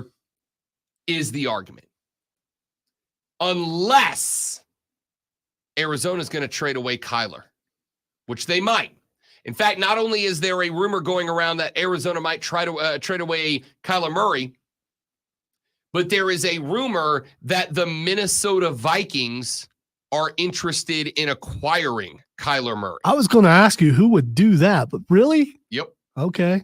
That's the rumor right now, is that the Vikings are interested in acquiring the services of Kyler Murray. And I'll tell you that while I will acknowledge, lost faith in Kyler Murray over the years, I am also willing to accept the possible reality that this is a franchise problem, that this is a team problem, that this is a problem of instability in Glendale, Arizona, not at least solely a Kyler Murray problem. Minnesota over the past couple of years has done a pretty good job overall of taking quarterbacks, including Kirk Cousins, who just got a 4-year, $80 million deal out of the Atlanta Falcons, and revamping them, of reinventing them. Could they do that for Kyler Murray? I don't know. But what I will say is, if you're Arizona and you are not going to send Kyler Murray out of town, you better not Justin Fields him. You better not create a situation that most quarterbacks would fail in, and then when he fails, blame it on him. If you're going to make a pick at 4, Marvin Harrison Jr. is the only guy. He's the only guy that you pick here. I think Marvin Harrison Jr. is generational talent. You got to make that move. Now, the problem you have is in Marvin Harrison Jr. being a generational talent. Because if Marvin Harrison Jr. is a generational talent, it also means he might have insane trade value. It also means there might be some teams that believe that they are a wide receiver away, a top-notch wide receiver away from being a legitimate contender. It might feel like they are an MHJ away from being very good, and they go, hey, Arizona, we'll trade you the farm. In which case, I would make the move if I was Arizona. And I would make the move because of something that Lonzo and I have discussed many times over the past few weeks leading up to the draft. The draft is good at wide receiver. Now, none of the other guys, Malik Neighbors, et cetera, Malik Neighbors may not be Marvin Harrison Jr., but he's going to be real good. He's going to be real good. And if you're Arizona, a guy like a Malik Neighbors, a guy like a Rome Odunze, as well as a big-ass package of picks, might be a worthwhile investment. Maybe I'm not getting what I think Marvin Harrison Jr. is going to turn into, but what I am getting is a guy who's going to be slightly behind him, but also maybe an additional first-round pick, maybe an additional first-round pick, second and third pick. Who knows what type of package you're getting put together. The only way that I'm not taking the Buckeye here, if I'm Arizona, pairing him up with Kyler Murray and telling Kyler, this is it, dog. This is your last chance to be a franchise player, is if somebody comes to me and gives me an offer, I can't refuse. The LA Chargers at number 5. This team's got to trade back.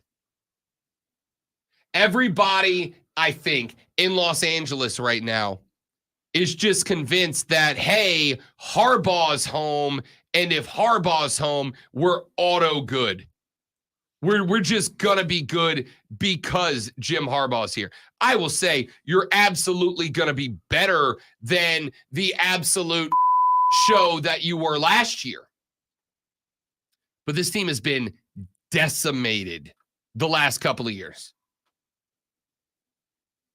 The Chargers have lost Keenan Allen. They have lost Mike Williams. 10 of the 22 players who started for LA in the playoff loss to the Jaguars last January are no longer on the roster. The Chargers should have been better than their record was last year. But as JJ just said once, you are what your record says you are. But LA is going to have to be very careful about how they go through roster construction the next couple of years. And they need a lot of quantity alongside the quality. This, to me, this is a more obvious trade back spot than 4. 4, as much as it's being called the most obvious trade back spot in round 1, I don't know if it is, because Arizona needs a wide receiver. At 4, they get pick of the litter, which means they get Marvin Harrison Jr. LA is not going to get pick of the litter. They'll get pretty good pick. Again, Malik Neighbors, Rome Odunze are the next 2 on the board for me. But I feel like I can trade back somewhere in the middle of the first round and still get a very good wide receiver, but also rack up picks to go elsewhere, because I do think this is where the wide receiver run starts. I think it starts quick. They can trade back, allow somebody to jump in there and grab Malik Neighbors, grab Rome Odunze, whoever their pick of the litter is in this spot. They can still get a very good wide receiver, because I do think that there's going to be first-round wide receivers available for Carolina in the second round. That's how many there are here. So I think the value's in trading back for the Chargers. What about the Giants at 6? Are the Giants at 6 the most confusing team on the board inside the top 10? I think they are. The Giants need a number one wide receiver. The Giants are going to have to upgrade the running back room with the departure of Saquon Barkley. There is no guarantee that the Giants aren't going ahead and planning on a Daniel Jones-less future with this pick. I don't know what to do for the New York Giants. I could be talked into the Giants trading up. I could be talked into the Giants trading down. I could be talked into the Giants staying put. Can I tell you what I read yesterday that I had to straight up and legitimately laugh at? Multiple mock draft experts. And in this case, with all due respect, I might use that term very loosely here. Multiple mock drafters I read yesterday, Zoe, had this team staying put at number 6 and selecting J.J. McCarthy. Are you kidding me? I will go ahead and say, with all due respect to our guy, Chris Lewis, noted fan of the New York Giants, if this team stays at 6 and decides to draft J.J. McCarthy at 6, if I was a Giants fan, great one, I would take off the deep blue. I would burn every Giants piece of memorabilia that I own, and I would find a new freaking football team. If they draft McCarthy at 6, I am going to call Chris and get him enrolled in therapy immediately. Can't do it. I genuinely don't know what to do for the Giants at 6. My gut says trade down. But I could also see them making a trade up to try to get into the sweepstakes for McCarthy, for May or Daniels. But if McCarthy's the guy here, man, I can't do it. I can't do it. The Giants they're just mid. They always, every once in a while, they have a good team and do really well. But for the most part, they're just kind of, So this sounds like it would be the kind of move that they would make. I hope they don't. You and me both. JJ's going somewhere, but it doesn't have to be that high, and it doesn't have to be in the first round. It should not be that high, and it should not be in the first round. It's going to be in the first round. And I think a lot of that has to do, it is not just about J.J. McCarthy or Jim Harbaugh or Michigan or Daniel Jones or anything else. I think the other aspect of it is you can't succeed in the NFL without a quarterback anymore. You just can't. The game is played in a way you've got to have a QB. And I think teams are more willing to roll the dice on guys that 20 years ago would have been second and third round picks in the first round, because honestly, you're hoping you get lucky. There is as much value in rolling the dice on a questionable quarterback in the first round as there is going and getting a definite wide receiver superstar. Because a wide receiver superstar without a consistently performing NFL quarterback doesn't help you out that much. Rolling the dice, effectively placing a roulette bet on a QB earlier than they probably should come off the board, just in case you find that Tom Brady pick, is kind of a valuable NFL strategy nowadays. So I don't know if the Giants make that move there. All right, let's take a break. When we come back, I'm not going to go down through all 30 teams in the draft. 32. What is happening right now? All 32 teams in the draft. But when we come back, I will give you the next 3 or 4 teams that I do believe are likely trade possibilities in the first round, and how all of that impacts the Panthers, the Bucks, the Saints, the Falcons, and if you're lucky, your team too, on the Rob Brown Show in the Fan Upstate. QC. All right, guys, quick live reading. We're coming right back. Do me a favor. Stay right there. BRB.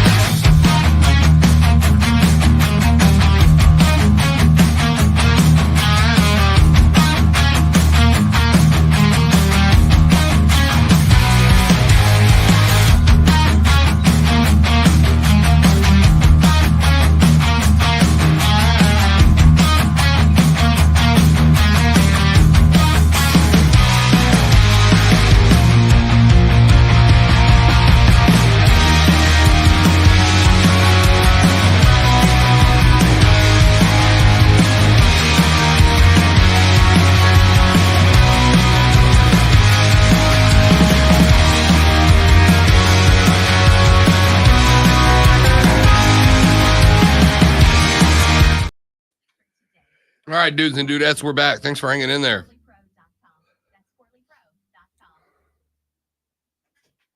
Take control of your listening experience with Rewind on the Odyssey app. Missed a jaw-dropping moment? No worries. With Rewind, you can relive big moments from Rob Brown, Jim Rome, and more. Don't miss a beat. Just hit Rewind with the Odyssey app on the Fan Upstate. Rise and shine, sports fans. Grab your coffee and get a jolt of sports on the Rob Brown Show.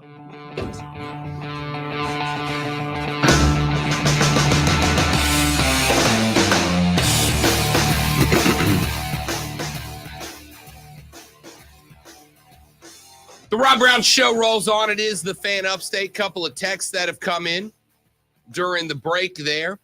Couple of Giants fans texting into the show. Texter said, Rob, Giants fan here. If the Giants draft J.J. McCarthy at number 6, I will quit watching football altogether. J.J. is no better than Daniel Jones, in my opinion. And the aforementioned Chris Lewis texted the show.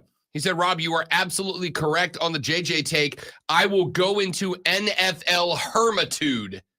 Yes, I made up a word. I don't know. I honestly don't know what hermitude. Becoming a hermit? The status of being a hermit? Yeah, that's what I'm taking from it. Yeah. A hermitage is a secluded residence or private retreat and can also refer to the life or condition of a hermit. So you would be entering NFL hermitage, not hermitude. So there you go, Chris. We all learned something today. Yeah, I'm not going to correct him. I think he's absolutely right. No, he's not. I will, because he's a bro. He gets it. He gets it. Shane said, "Do you have Bo Nix over JJ?" Yup, I do. Listen, JJ, Bo Nix is captain checkdown, and I don't love a captain checkdown style quarterback in the NFL, but I will take a good decision maker 100% of the time. If the Michigan coaching staff wasn't trusting J.J. McCarthy in big games like the Penn State game, like the Ohio State game, why do you think that is? There's one of two reasons. Number one, he's not talented enough. Or number two, they don't trust his decision-making power under pressure. Which of those is more likely? Do you think J.J. McCarthy made it to Michigan? Do you think he got to Michigan and became QB1? And he got to Michigan, became QB1, and did so because he's bad at football? No.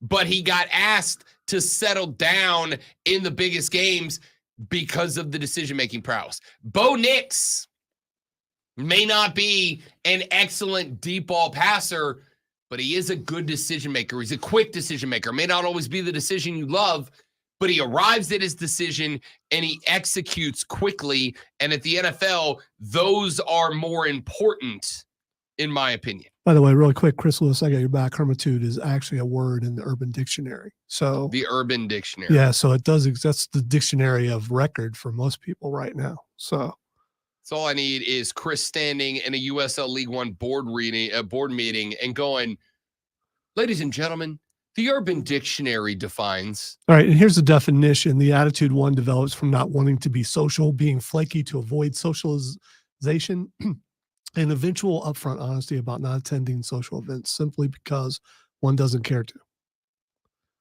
So basically, he's going to go into hermitude. He's going to say he doesn't want to be a part of it, even though he still wants to, but he can't. Can I tell you? And I like that. I like that. Can I tell you how freeing it is when you get to the point of your life where you just tell people, "Hey, I'm not interested in doing that thing," and they go, "Why not?" And you go, "No, that is the reason. I'm just not interested in it." Like there's something freeing about being able to tell somebody, "Yeah, I just don't want to," and not caring what their response is anymore. Yeah, it's called being old, I think. Maybe. I mean, I still care, but I am getting to the point where it's just like, nah, I don't want to do that. I'm sorry. Yeah, I think that's. And I shouldn't say I'm sorry. I just don't want to do that. I think that's fair. I really do. And it's more about why you asking me to do that. You know, I'm going to say no. Texture said, let me speak for all Viking fans. No trade for Kyler. We need at least 5'11". Well, according when Rob and I were doing the podcast and we were talking to a guy who does podcasts for Arizona, he told us to our face that Kyler Murray is 6 foot tall. He did. And neither of us believed it. Yeah. And he didn't believe it either. We know he didn't because we're looking at him like, come on, dude. And he said something like, well, unless I was standing in a hole, he's 6 foot tall. Okay, dude. Those, let's just say those pods were home team flavored. Yeah. We'll just leave it at that. Yeah.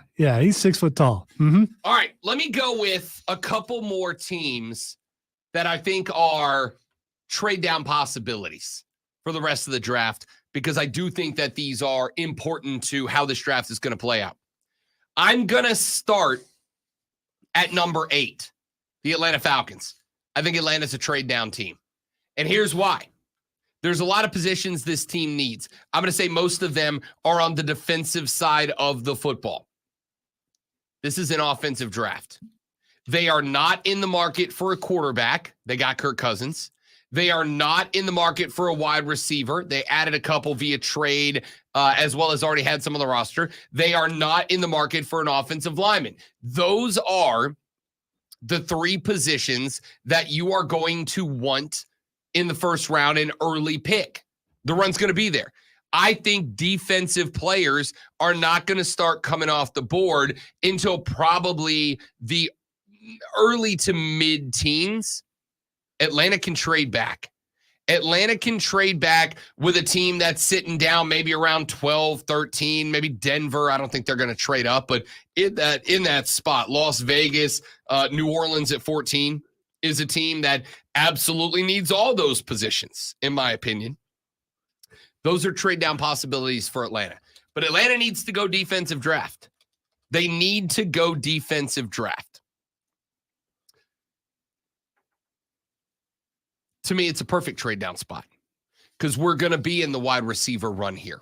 You will likely have had at least an offensive lineman come off the board at this point and threaten to start the run at guard tackle. And I think that there are, much like the wide receiver positions, there's a lot of the guys that are ordinarily upper first round guys that might still be available. But at offensive line, I don't think quite as many. I think Atlanta at 8 can pick up an impressive haul to get outside of the top 10. Here's the thing. Don't go back too far. Don't go back too far. Don't go back to 22, 23, 24. You want to go back to like 14, 15 at the lowest. I think Atlanta believes that they're there now, that they've got their quarterback, that they could have won last year if they had a better quarterback, and now they've got one. And so why not stay where they are and try to get that one piece that they know they need? Because if they think they're that close. To me, the one piece they need is on defense. It's not on offense. I honestly think Atlanta's fine on offense. I think Atlanta, in fact, I had this conversation yesterday on BetQL. I think Atlanta's going to hit the over in probably 12 of 17 games. They'll hit the over. I think Atlanta is going to score points in bunches. I think Atlanta is going to put up more points in the NFC South than any other team. They might put up more points than the bottom 2 teams combined. I think they're going to score a bunch. Atlanta's got to go defense. And to me, there's some value in guys that in other years as defenders would likely be coming off the board around where Atlanta's drafting, but won't this year because of the number of wide receivers, because of the fact that some people are panicking for a quarterback, and because of the number of offensive linemen. I think they can trade back to 12, 13, 14, 15 and get the same guy they would have drafted at 8, or one of the same guys they would have drafted at 8. So they're a trade down possibility. I would argue that the Minnesota Vikings are a trade-up possibility. This might be the spot you move if you're Atlanta. You can trade down to 11, allow Minnesota to come up. Minnesota can get their wide receiver spot that they are going to look for. Or they can be in the mix for their quarterback, especially if the New York Giants pull the most boneheaded move in recent draft history and do decide to go with J.J. McCarthy. they can jump up, slide in there, just pick a couple of picks later, and potentially end up with Bo Nix at that spot. If the quarterback run doesn't happen, then I think we're looking at a different scenario. But if one of the quarterbacks comes off the board to New York at number 6, then Minnesota trading up to where Atlanta is, not only do I think they're a trade-up possibility, I think that is the trade to be made. I think other teams that could trade down or up, I think New Orleans could trade up. I think New Orleans at 14 will likely want to trade up. They are mashing the kick the can button right now. We're going to put our salary cap hell off one more year. We're going to try to force this window open one more time. It's not going to matter because Dennis Allen sucks at his job. And I'm pretty sure Cam Jordan's going to beat him up in the street after a game one day. And I would have his back. But they got to have offensive linemen. And the problem is there's a lot of teams in the early portion of this draft. There's a lot of teams that need offensive tackle help, just like the Saints do. If they want to end up with an elite guy, I really think 14 is too far back to make that happen. If the Saints truly do feel like protecting Derek Carr is the priority next year, and obviously it has to be. If they really do feel like protecting Derek Carr is their biggest priority next year, they may have to trade up. And if they have to trade up, it's to get a tackle, and that would be the right move here. So I could see ultimately the New Orleans Saints trading up at 14. Going down the list a little bit more. Jacksonville. I think Jacksonville's got to trade up. Because while I do think there will be some good receivers on the board at 17, I think Jacksonville's got to go find an elite one. Depth chart is all imported free agents. Gabe Davis, Evan Ingram, Christian Kirk, Zay Jones. They got to go find Trevor Lawrence a dude. And I think they can go find him a dude, but I think they're going to have to move up. I think this is the year that you've got to sell out on helping Trevor Lawrence. I think Trevor Lawrence absolutely has Super Bowl winning quarterback talent and capability. I think he's got the right head on his shoulders. I think he's got the humility. I think he's got the confidence. I think he's got the leadership. I think the only thing he's missing now is a team around him.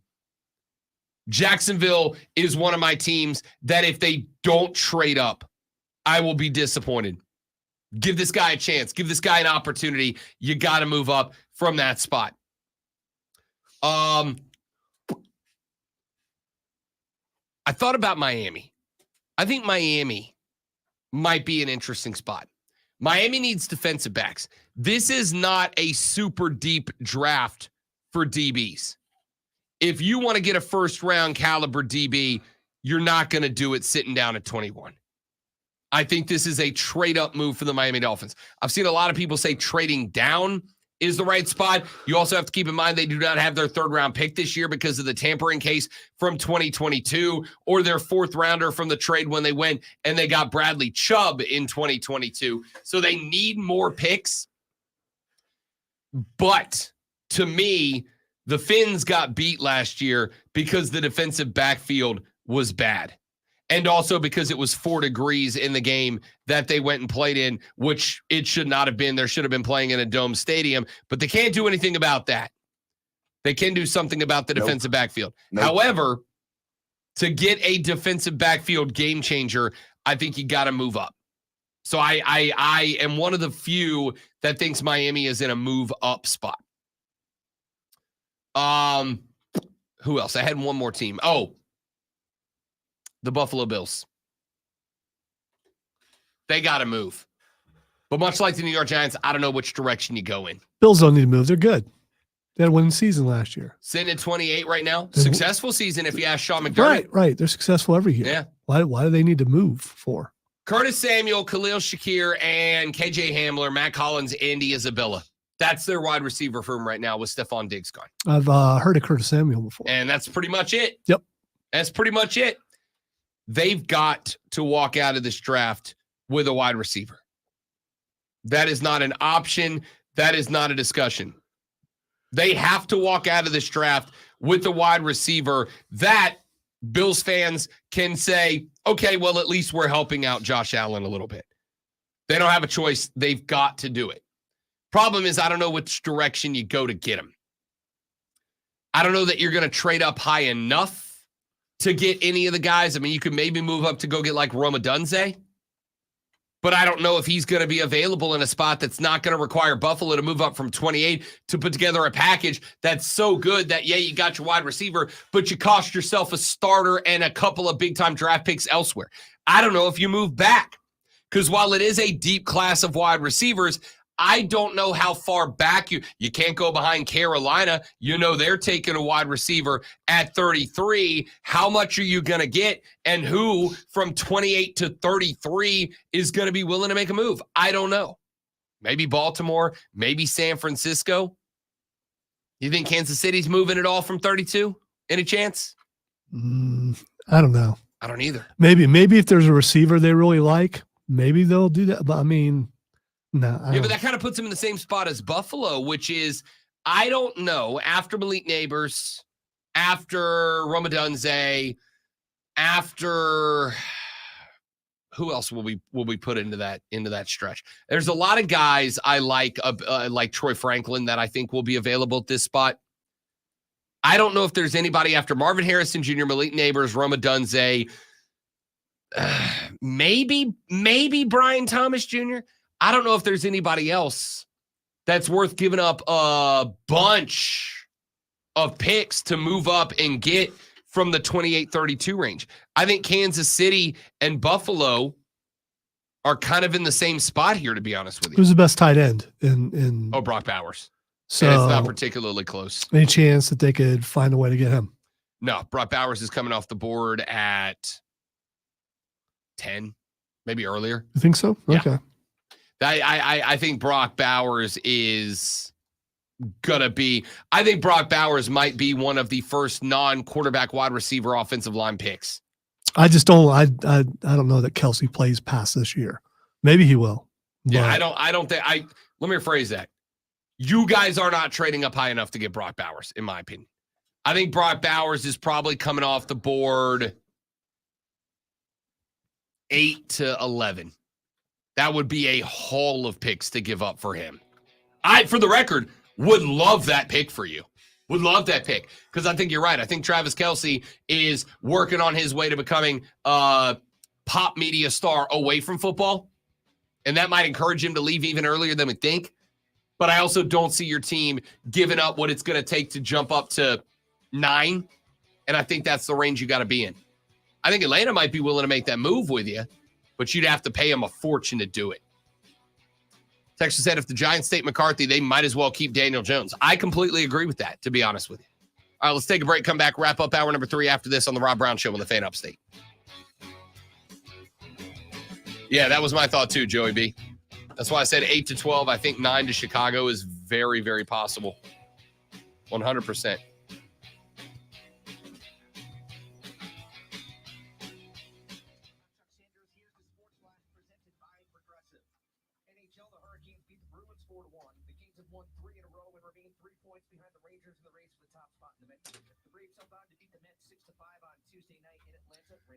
All right, guys, it's going to take a 45-second. Y'all stay ready.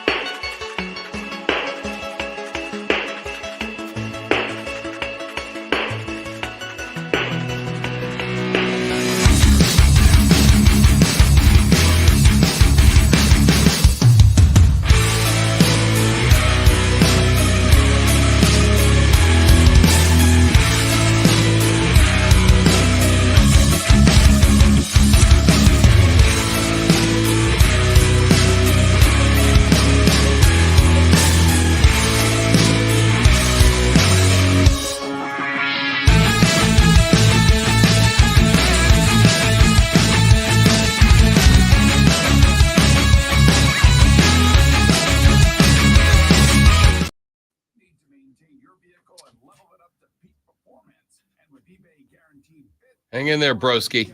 Sorry for all the huffing and puffing. You don't have to be sorry. I can't help it. Struggle's real right now. I get it.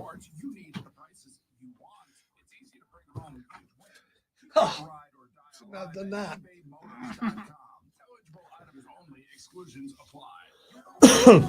Get the one and done you want for your dog's medical protection. NexGuard Plus, a Foxalon moxidectin and pyrantel chewable tablets, protects against fleas, ticks, heartworm disease, roundworms, and mosquitoes. All in one delicious beef-flavored soft chew. Use with caution in dogs with a history of seizures or neurologic disorders. I'm trying to decide, do I go home and finish my work or do I finish it here? I don't know. Ask your vet about NexGuard Plus Chew. The lights remain out. That's all I know. Answered. Bowers and Komet would be a great tight end combo in a matchup nightmare. It'd be horrifying. And the fact that both of them can be run blockers and pass catchers means they can go 2 tight end set, and it's almost effective as a wide receiver, as a 5 wide set.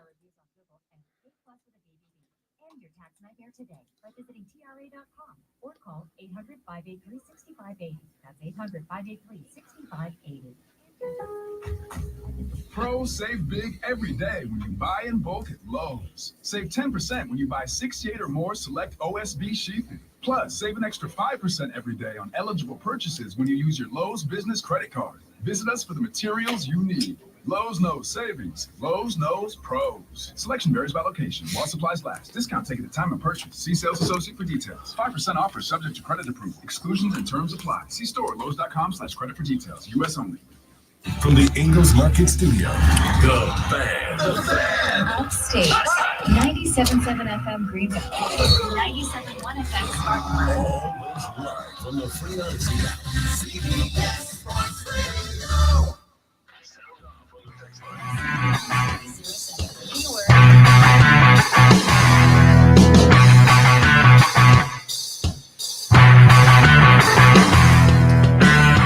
What's the biggest draft day surprise going to be? I've got one theory. Dallas makes a stupid move. And when I say stupid, I mean they trade way up. They are all in, Rob. Yeah, and you know how in cartoons there's every time the mystery machine is out working a case, every time in an episode where nothing is happening, one of the main characters always says what? It's quiet. Too quiet. And then something bananas happens. I got that vibe about Dallas right now. I got that vibe about the Cowboys right now. Even for JJ, Dallas being as far off from where we all thought they were going to be this year in terms of making moves, trying to make something happen, because the window feels like it's closing rapidly on Dallas. Still a ton of talent down there. Derrick Henry was on the Jim Rome show, which you can hear right here on the Fan Upstate every single afternoon from noon to 3. Derrick Henry was on the Jim Rome show last week. And Jim asked him a question that I was very intrigued to the answer, honestly. He said, did Dallas even call you?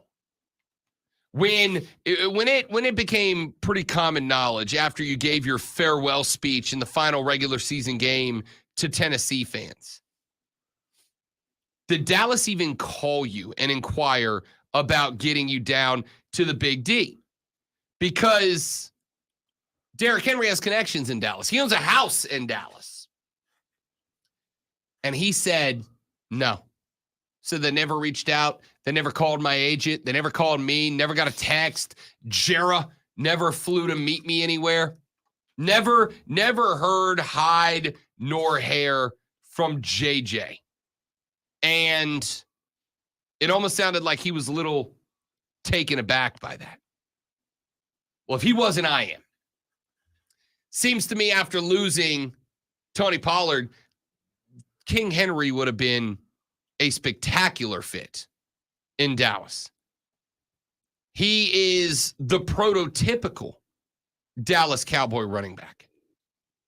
And if you don't think Dallas fans wouldn't have made would have made Derrick Henry immediately the number one selling jersey in the NFL, I got nothing for you. The fact that JJ didn't make a move to even talk to Derrick Henry blows my mind. It doesn't make sense.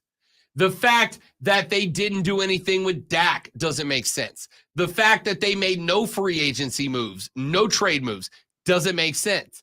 I have got it's quiet, too quiet feel about the Dallas Cowboys. Like on draft day, they're going to do something insane. They're going to turn the draft on the head by making a gigantic jump up, by taking a huge trip up to the top of the draft board and making a pick that none of us saw coming. None of us saw coming. That's my biggest surprise on draft day. What's yours? I'm curious as to where you guys think the left-hand swerve is coming. All right, coming up in the next hour of the show, Mario Herron, Hating Ass Mario from the BetQL Network, joins us to open up the next hour. We will check in on the NFL playoff and play-in races with Hating Ass Mario. Then the Great One and I are going to discuss WrestleMania in a little preemptive Fight Club before tomorrow's regularly scheduled Fight Club. And then we'll ask what the X is going on before we get up out of here for the day. My name is Rob Brown. On the other side of the metaphorical glass, the Great One, who is about to perform the most seductive dance in all of sports for you right now. Yeah, it's called trying to avoid coughing. With roughly 3 games remaining in the NBA's regular season, play-in and playoff races are heating up. 2 teams vying to stay in the playoff picture. The Lakers and Warriors battled last night with Golden State getting the 134-120 win. Golden State used 26 three-pointers to hold the lead, including 5 of 7 from Draymond Green. The win draws Golden State within half game of LA for the 9th seed and 1 game behind Sacramento for the 8th. It took another shootout victory, but the United States women's national team snagged their 7th She Believes Cup title with a 5-4 PK victory over Canada yesterday. 23-year-old Sophia Smith scored twice in the effort, and goalkeeper Alyssa saved 3 of 5 penalty kicks. Tune in this afternoon from 3 to 7 for our brand new local show, Wire to Wire. Cole Bryson and Diesel get you up to date on the latest local and national sports news. Great guests, great debate, and a lot of fun. Wire to Wire.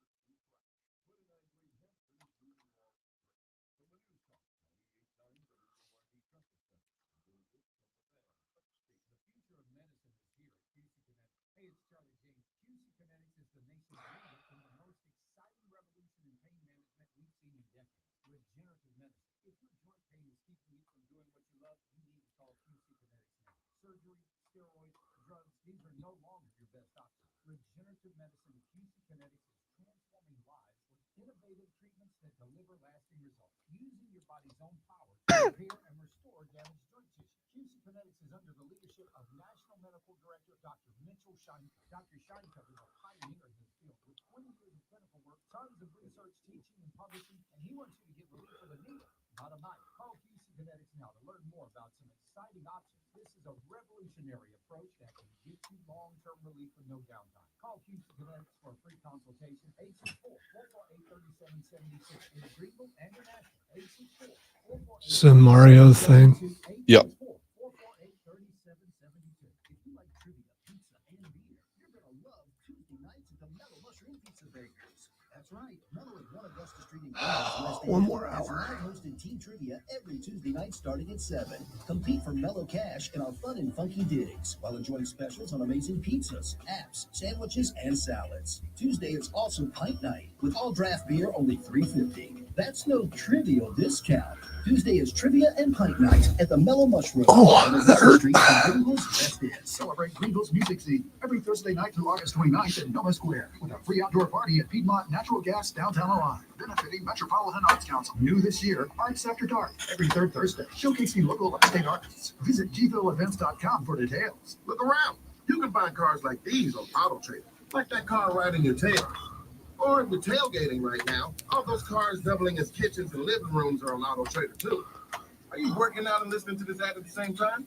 Well, multitasking pro, cars like the ones in the gym parking lot are for sale on Auto Trader. New cars, used cars, electric cars, maybe even flying cars. Okay, no flying cars, but as soon as they get invented, they'll be on Auto Trader. Just you wait. Old Jura. Wow, honey, have you seen the electric bill? Yeah, it's out of control. But have you heard of Navien tankless water heaters? Tankless? How does that even work? Well, instead of constantly heating and storing water, it only heats water when you need it. So much more efficient than our giant tank heater. That sounds great. Let's look into Navien. Already on it. Imagine all the hot water you need only when you need it. Bulky tanks are history. Navien high-efficiency tankless is the future. Compact, wall-hung units free up floor space, lower energy bills, longer life in tanks, and a 15-year warranty. Find out more at tanklessmadesimple.com. The Fan Upstate. Here's how to get in the game. On your radio at 97.7 FM in Greenville, 97.1 FM in Spartanburg. You need more? Listen on your phone. Download the Odyssey app and search The Fan Upstate. There's a whole lot more to know about sound if you really want to go into the subject. Your smart speaker. Just say, play The Fan Upstate on your HD radio at WFBC HD3. Oh, there's just one more thing. And on your computer at The Fan. FanUpstate.com.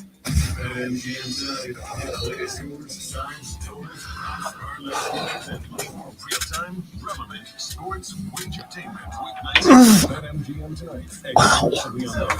It's not good. And on the Odyssey app. Your morning jolt of sports. It's the Rob Brown Show. Rashad Beard, host of the Panther Nation podcast, joins us every Thursday to talk Carolina Panther football here on the Rob Brown Show. Before you let him go, I want to know what he thinks about Sunday. What do you think about the game Sunday? Yeah, man, I'm rooting for the Chiefs. I'm a Swiftie for the Sunday. And listen, I gotta cheer against Christian McCaffrey, Wilkes, Sam Darnold. I cannot allow them to win a Super Bowl. And listen, certified hater mode activated. Certified hater mode. I don't want them winning the Super Bowl. What do I look like cheering for those guys? Yeah. All right, exactly. So this is a surprise because I think a lot of Panther fans are like, yeah, you know, absolutely not. Okay, Absolutely not. All right. Hater mode activated. I don't want those guys winning a Super Bowl. You can't leave us and then go win a Super Bowl. No, that's not how it works. I'm hating. Swifties. Don't hit snooze. Hit play. The Rob Brown Show. Now morning 6 to 10 on The Fan. The Fan Upstate. Upstate. WORD Spartanburg. There he is. Voice of the Upstate Fan. Hey. Man, check this out. You're on official. What's up? Rundown. Represents being weird. Yeah. Manufactured locally for the Carolina. This is the Rob Brown Show. Fan Upstate. Yeah! It is the Rob Brown Show right here on the Fan. You play that too much, Lonzo. You know? You're just overusing it. I've heard it too many times. You know what you're doing. And that's fine. I mean, because that's going to get it stripped, and then you're going to be upset because you were the one who did it. Ladies and gentlemen, welcome to the fourth and final of the Money Hour of the Rob Brown Show right here on the Fan Upstate. My name is Rob Brown. On the other side of the metaphorical glass this AM. He, of course, is the great Malonzo, returning triumphantly, tapping the play like a champion today, banner on the way in through the door, and bringing everything is God. I can't pick my arms up enough to tap the stupid banner. He is fighting through death itself, ladies and gentlemen, but he's here. You know who else is here? Joining us now on the live stream, which you can join at facebook.com/thefanupstate, twitter.com/thefanupstate, the Fan Upstate on YouTube, the Rob Brown Show on Twitch. You can join the live stream, as has our executive producer for Bet for the Cycle, which airs every Saturday from noon to 4 on the BetQL network. The executive producer of I don't even know how many other shows, and an NBA analyst for the BetQL network. We call him hating ass Mario. Mario Herron joins us here on the show. What up, big fella? What's up? And Alonzo, I know the feeling of fighting through death. I had to do that this past Saturday where I had to eat 12 donuts in 12 minutes. And that was the closest to death I've ever been. And I fought through it. Thanks to Rob Brown. Thanks to Cody Decker. Always a pleasure to be here on a great Wednesday. All right, I got what kind of donuts were they? Well, the bet was a dozen Krispy Kreme glazed. Ugh. But Mario screwed the pooch, waited too long to buy the donuts, and ended up having to go a half dozen regular glaze and a half dozen glazed chocolate covered. Well, you might as well get some chocolate in there. The glazed is the problem, though. The glaze is what messes you up. Listen, the melted chocolate on top adds so much weight, don't they, Mario? Oh, and the strategy was terrible. The last two were the chocolate. It was a terrible strategy. You But should have it knocked the adds- chocolate yeah. down early. Yeah, I should have. But what are you gonna do? Not gonna eat donut again though for probably the rest of my life. Yeah, we thought Mario was gonna spew on cam. We set the over/under on-air barfs at 1, but did it come back around later in the day? Yes, I tried to sprint like 2 miles. Like I was just trying to get it out of me. And right in front of a very nice neighborhood sign in my hometown, I just yacked all over it. And yeah, it was by the way, if you think however you think donuts taste good going down, they do not taste that good coming back up. I'll tell you that right now. Well, here's the good news. A reprieve, because we both missed our parlays this past week in the Dodgers-Cubs game. So no punishment coming this week. But the next one we have lined up, great one, is the 999 challenge. 9 dogs, 9 beers, 9 innings. Now, because we are both live on the air when we do these punishments, A, and B, because these are supposed to be punishments, not nice little treats, they got to be non-alcoholic brewskis. 9 dogs, 9 brews, 9 innings on the air during a baseball game.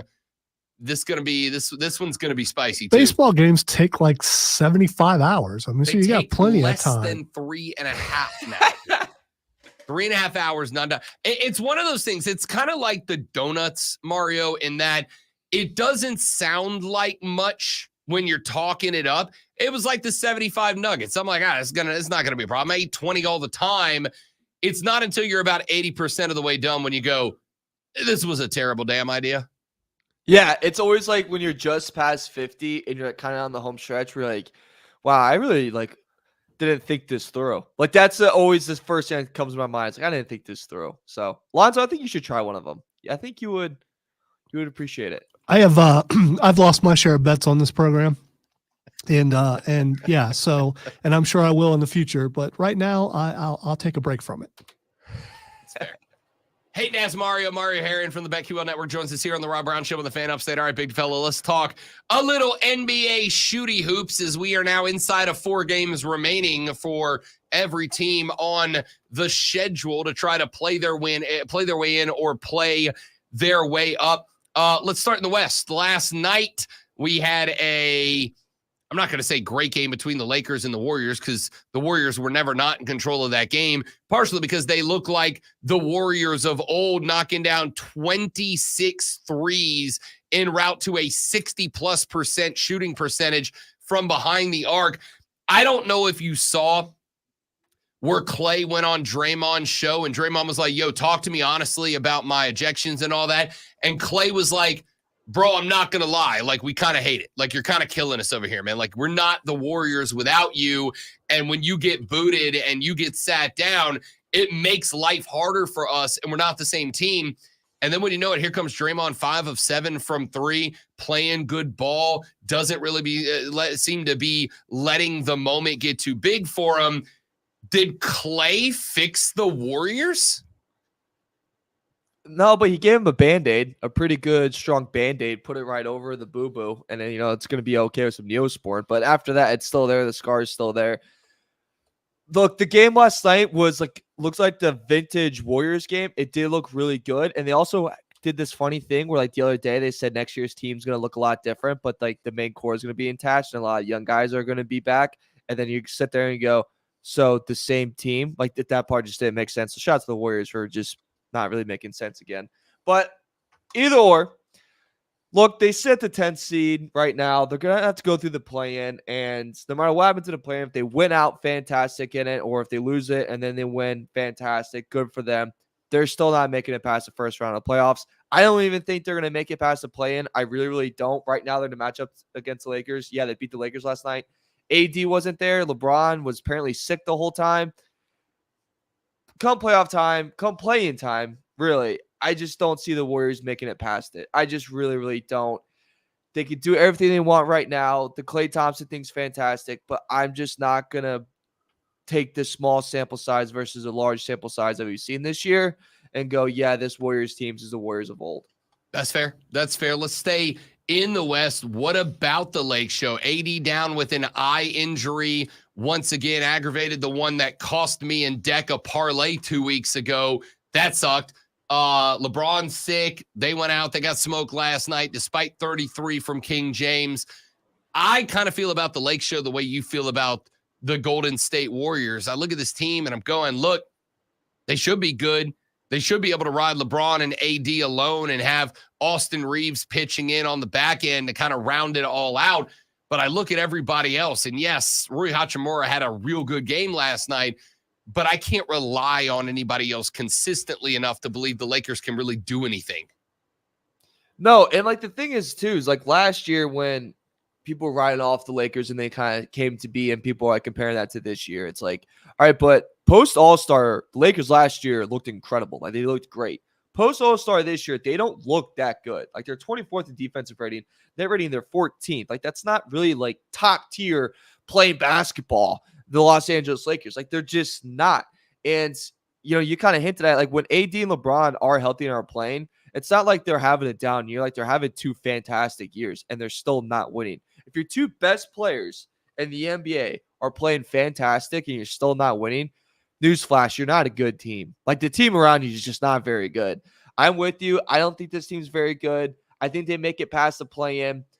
They're going to face the Timberwolves. They're going to face the Nuggets, one of the two, maybe the Thunder. I think any of those teams takes them out in 6.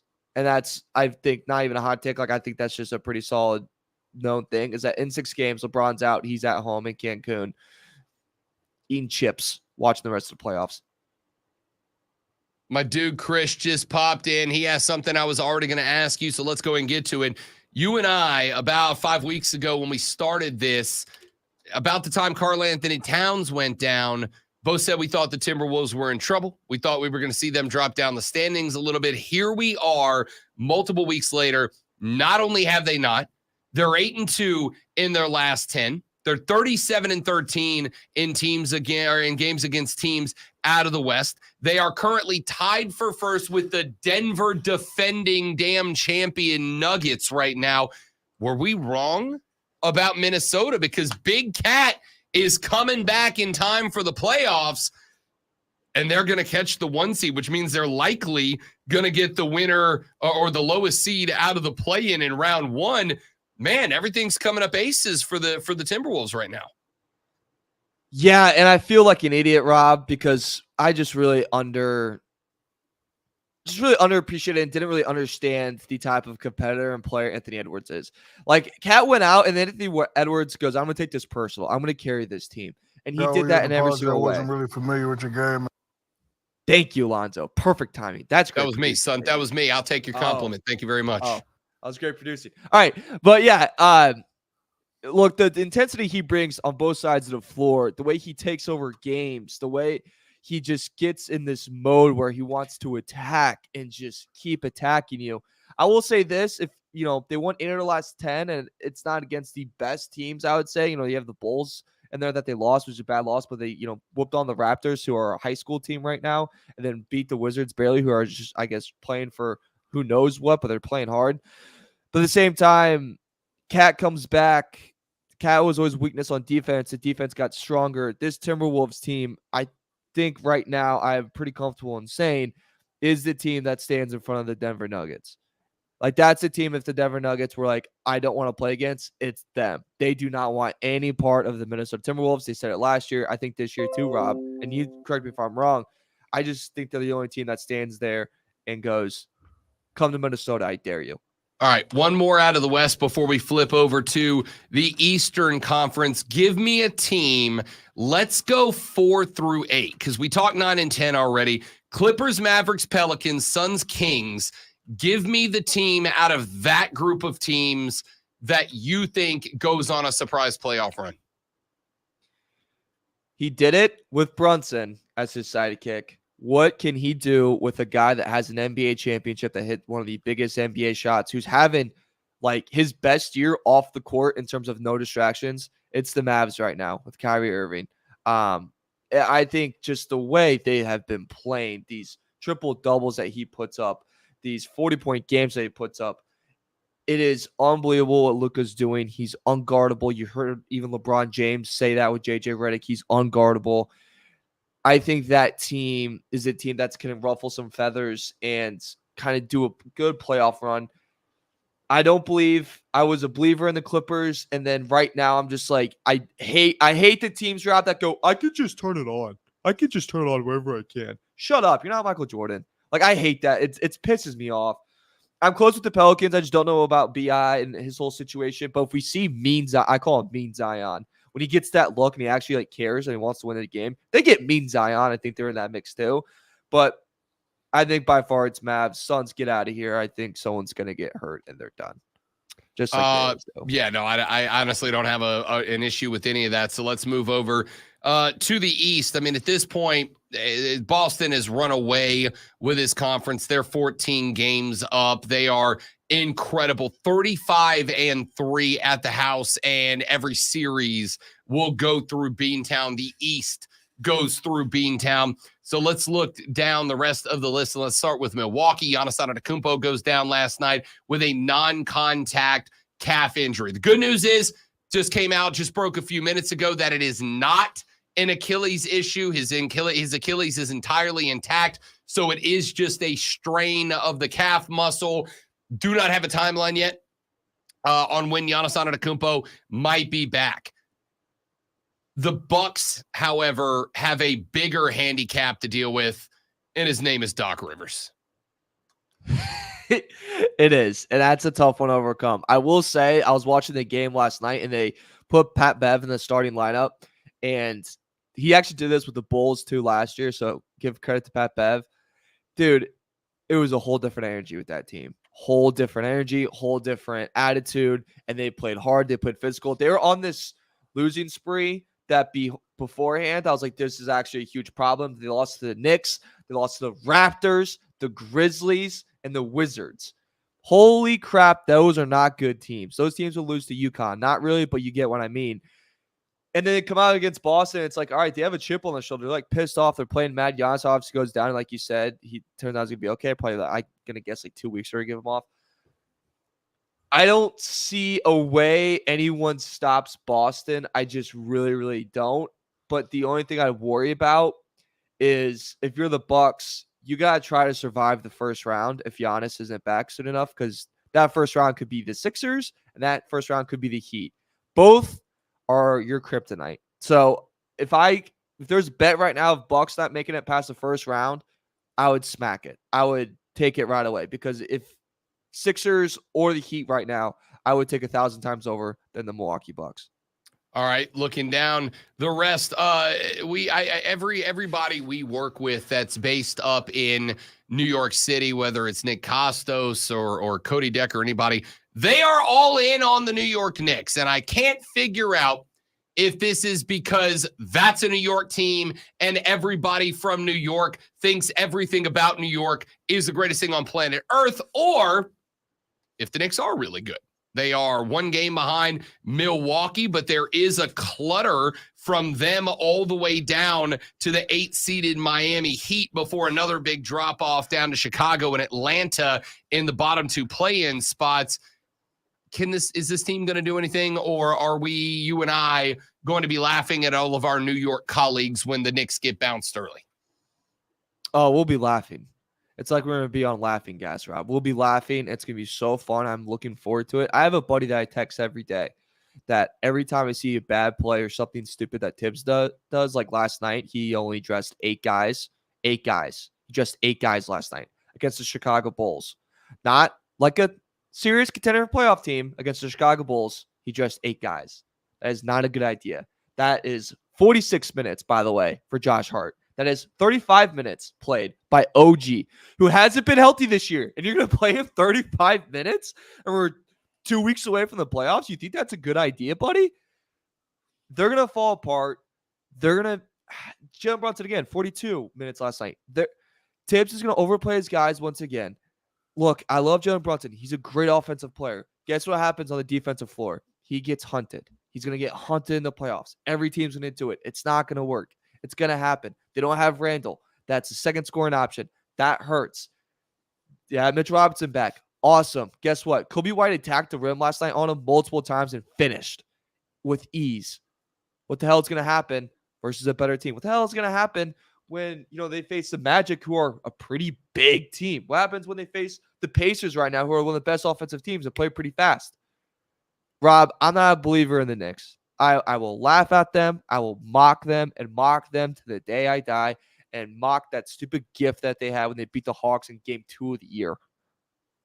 I am good with that. I'm glad you brought up the Orlando Magic, because yesterday on You Better You Bet, I told Costos I really like this team. I do think they have one fatal flaw. They just don't have any experience. It's made up of all young cats. It's made up of guys who have never been to a playoff series before. It's made up of guys that have not had the clamps put to them like they will in round 1 when they take on Cleveland or Indiana or whoever they get squared up against in the opening round.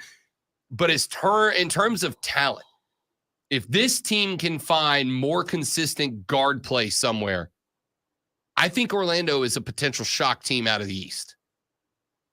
Oh, 100%. And you kind of said it, like they're a young team. Like their biggest weakness is they literally have no experience in the playoffs. Like that's literally the weakness. But it's also on the flip side of it, glass half full, they're just gonna play free because they're like, all right, it's the playoffs. We don't really know what we're doing, so let's just go out there and play. Like handcuffs are free. Let's just go play. Let's just go do something. And like that could work out in their favor. They're in need of guard play, but I just think too, like the NBA and basketball is based so much off size and so much off length. They have so many guys that are just big, strong, quick scorers. Wagner and Paolo Banchero are problems. They're matchup nightmares for a lot of teams. And they could put guys in trouble situations where if you are, the Milwaukee Bucks, who just aren't a good defensive team, you're like, oh crap, like this could be a huge problem for us. If you're the Cleveland Cavaliers, who by the way are just Donovan Mitchell could literally have a shirt that says, I want out. That's how he plays right now. I think they take the Cavs out, probably in 5.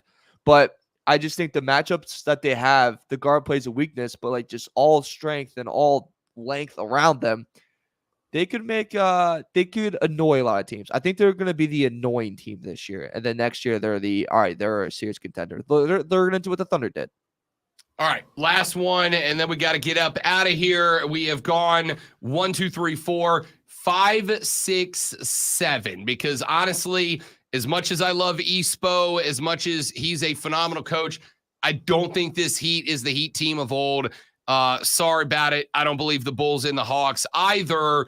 76ers, Pacers, Cavaliers. Which of those teams is a shock team? Sixers. It's Sixers. That's not it. I should take that back. That team's not. Joel Embiid's back. That team's fine. Yeah, they're fine.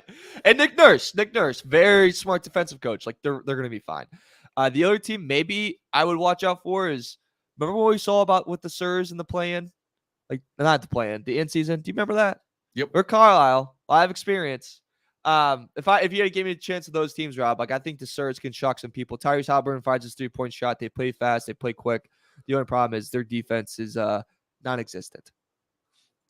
Hating ass Mario Heron, is the executive producer of Bet for the Cycle every Saturday from noon to 4 on the BetQL network with me and him and Cody Decker. He's also on a handful of other shows around the BetQL network and is an NBA analyst for the BetQL network. He joins us every Wednesday to talk NBA ball. And once that season comes to its conclusion at the end of the NBA championship, we'll transition over to baseball and who the hell knows what else. Mario Heron here on the Rob Brown Show and the Fan Upstate. Appreciate you, big fella. Hey, always appreciate it. Fun as always. And God, you guys both look so good in the morning. I know. But he's lying about me, man. I'm barely alive. no, you look fine. You just feel like butt. All right. Yeah, you that's look great. That's what I was thinking the whole time. I feel like butt. For sure. Mario, see you Saturday, big dog. See ya. There you go. Mario Heron from the BetQL Network. We got to take a break. When we come back here in just mere moments from now, let's call it a mini fight club. Let's call it a baby fight club. No actual babies involved. We'll talk wrestling, WrestleMania reaction, because I've got one major question for WWE that I'm very interested to hear Lonzo answer. It's about your new WWE Undisputed Universal Champion. We'll talk about that next on the Rob Brown Show in the Fan Upstate.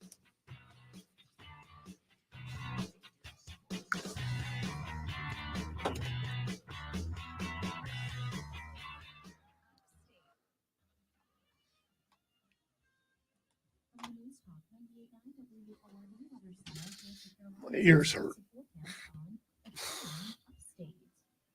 Rain showers today with cloudy skies, high of 76. Tonight, chance for storms late, cloudy at 61. Thursday, chance for storms 74. Friday, sunny 68, and sunshine for the weekend. I'm meteorologist Jennifer Bucci's on the Fan Upstate. Currently 6:59. I get the sinuses and everything, but the fact that my skin hurts, it's just weird. Yeah. I don't know how to. I didn't sleep on my stomach, so I know that's not it.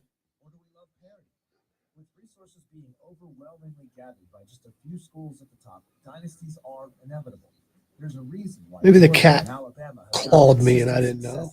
I don't think so. American ideal that everyone has a chance? Isn't it foundational in who we are to want fresh faces at the top of our sports? I think the truth is we always want what we don't have. When we have dynasties, we want parity. When we have parity, we want dynasties. I'm Diesel from Wire to Wire. Wire to Wire with Diesel and Cole Bryson. This afternoon, 3 to 7 on the Fan Upstate. It's improving. 7 FM Greenville, 97.1 FM Spartanburg. Only Odyssey app. For sure. Eagles Markets is a proud sponsor of the Wire to Wire Sports Fan. From the playing field to the stands. Although I will say, when you hear something, you think it's a reflection of what the show is. And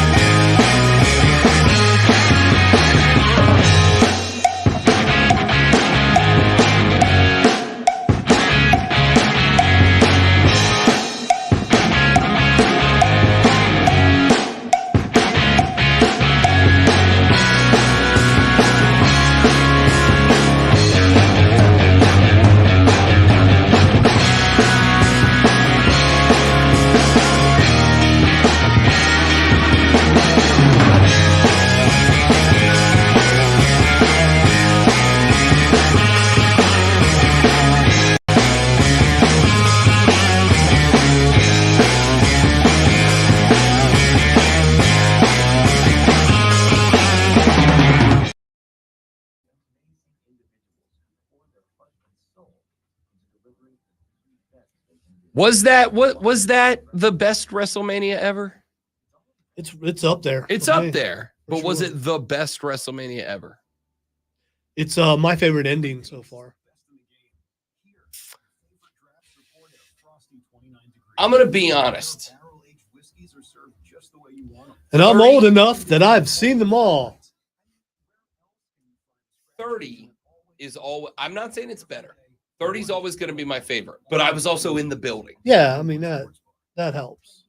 30 was my favorite, but I was in the building. I wonder if I would feel that way had I been watching it from home. Because 30, not just 30, but the fact that Daniel Bryan had to do what Cody Rhodes did, but he had to do it in one night. Yeah, I'm not a Daniel Bryan fan, so that's probably why it doesn't stand out for me. You weren't a fan even when he was. No, that was all contrived. It's wrestling. It's Right. literally all Right. contrived. Yeah, but some people, like Rob, try to point out that it's organic, that it 100% happened, was and organic. they had no choice. And I don't. 100% it was organic. I just find that hard to believe. Everything's a work. There's no such thing as organic. Yes, we get rid of the word organic. It doesn't exist. I can tell you it's dumb with fruits and vegetables. Of course it's organic. Didn't suddenly appear. Someone grew it.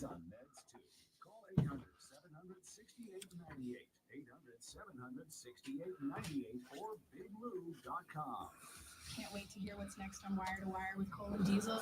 Tell me what's coming up. Coming up on the next Wire to Wire, did the Atlanta Braves get back on track versus the hated Mets? Chris Phillips of SEC Unfiltered joins us to talk Gamecocks titles and Calipari to Arkansas, and the midweek results from Clemson baseball and South Carolina baseball.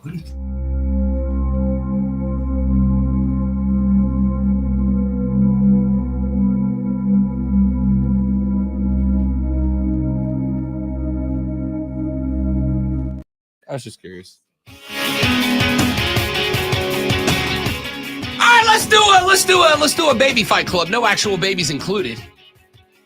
And get Lonzo's initial gut reaction to WrestleMania. And then I have a question for him that I'm interested to see his response in. During the break in our live stream chat, Chris said, I've been watching WrestleMania for 40 years, and damn it, if that wasn't the best one, just epic from start to finish. Was that the best WrestleMania of all time? Great one. I mean, I am going to say it was absolutely top 5, maybe top 3. But was it the best of all time, or was it just the most chaotic last 5 minutes? It is the best of all time in the Triple H era. I agree with that too. Which just started. So I think everything before this was Vince McMahon. Everything after is Triple H, and I think maybe they should be judged separately.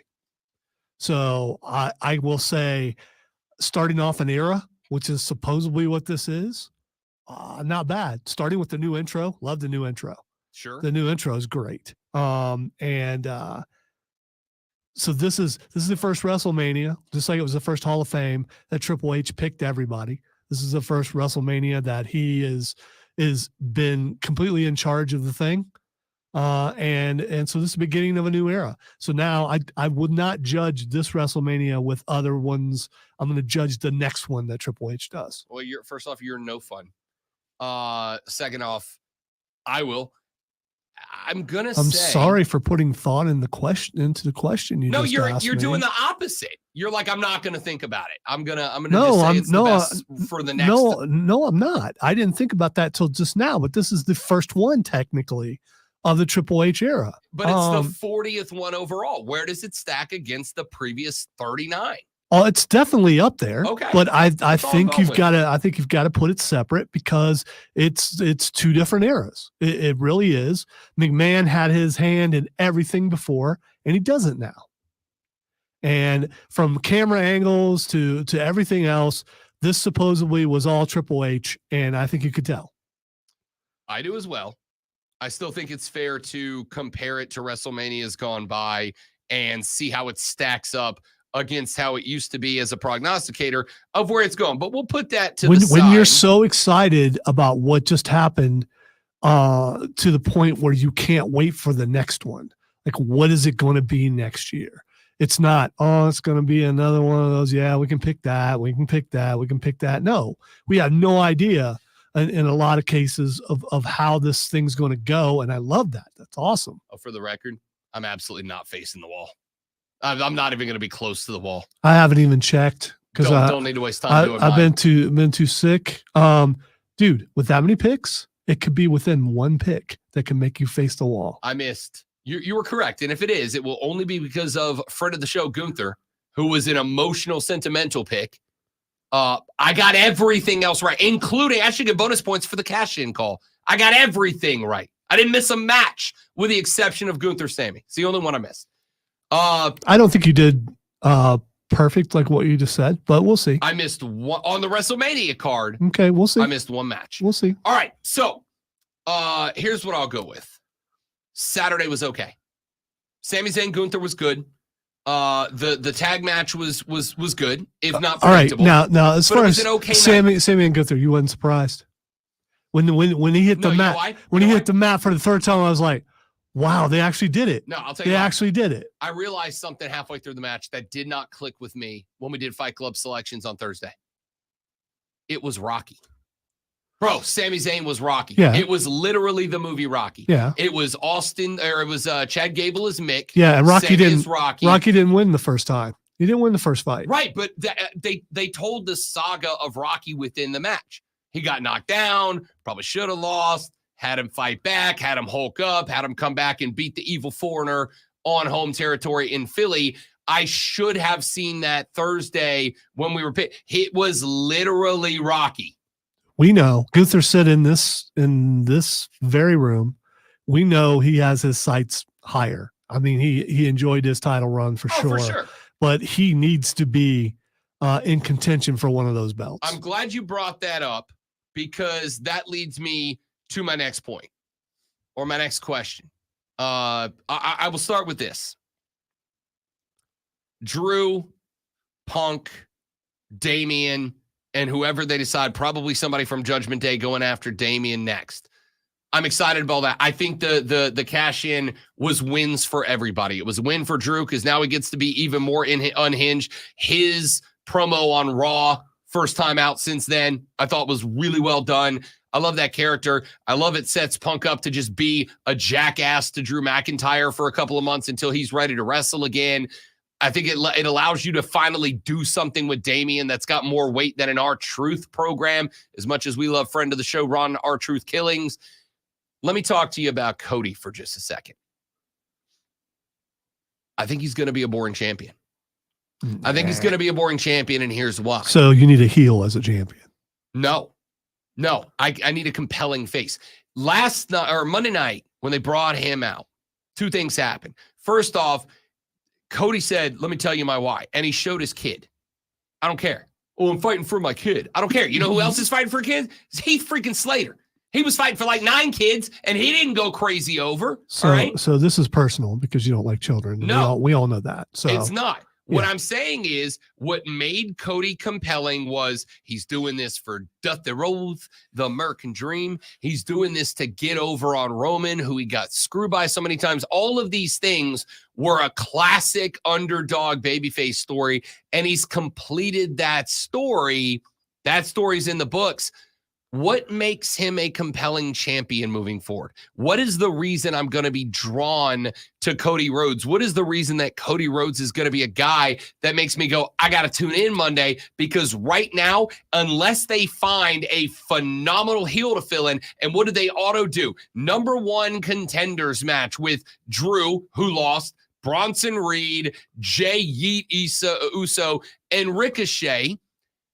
And they let Jay win, so you're giving me Cody's first feud as a babyface versus a babyface? No. That's not. He's going after Priest.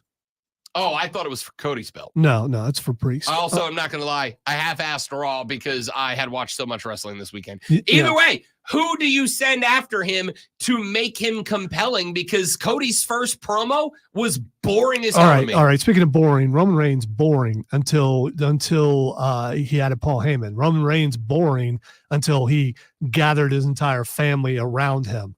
That's what made him compelling, is because you knew you couldn't beat him because you had to beat him and his entire family. And I don't have it's going to be who the next guy is, and they're showing a lot of Roman training. That's all I'm saying. So how do we know there's not going to be a rematch right away of Roman and Cody? Also, The Rock said he wanted to be next, but he had to leave. So I'm guessing he has a movie that he's making. He does? So he had to leave. Like they didn't know that he suddenly had a movie to make. No, that was pretty popular knowledge before the whole thing. There's also the fact that Cena wants another championship. I mean, seen him on a couple interviews. I think he's about ready to go ahead and break that record. You're only as good as your next opponent, and there needs to be a build between Cody and Gunther. There needs to be. Yeah, but here's my question. How quickly do you take the strap off of Cody Rhodes without rendering everything you went through for 3 years building that story? All right. Find your heel to take his place. I'm asking your opinion here. I am, but I'm glad that a babyface is on top for a change. You like heels. That's fine. I mean, that's your preference. So what you're saying to me, this is what I'm hearing, is you don't think a babyface can be compelling enough to carry the company. That's not what I'm saying. I'm saying I don't think Cody Rhodes can be compelling enough to carry it. I think there's a lot of faces that could be. See, this is kind of contrarian, because who's the most popular wrestler in WWE? That would be Cody Rhodes. So popularity is not compelling. But popularity, to me, wrestling is at its core. And this is, I even acknowledge this. This is the problem AEW's having. This is why AEW is stuck right now in the mud. It's because as much as we want great matches and athletic matches and entertaining matches and spectacles, it's still got to be set up by story.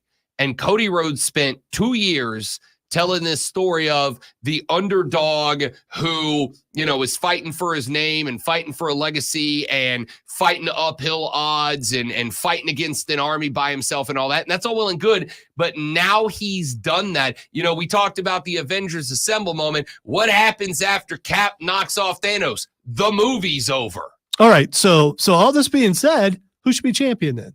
You're saying Cody can't carry it, so who should? Stop saying what I'm saying. I said what I said.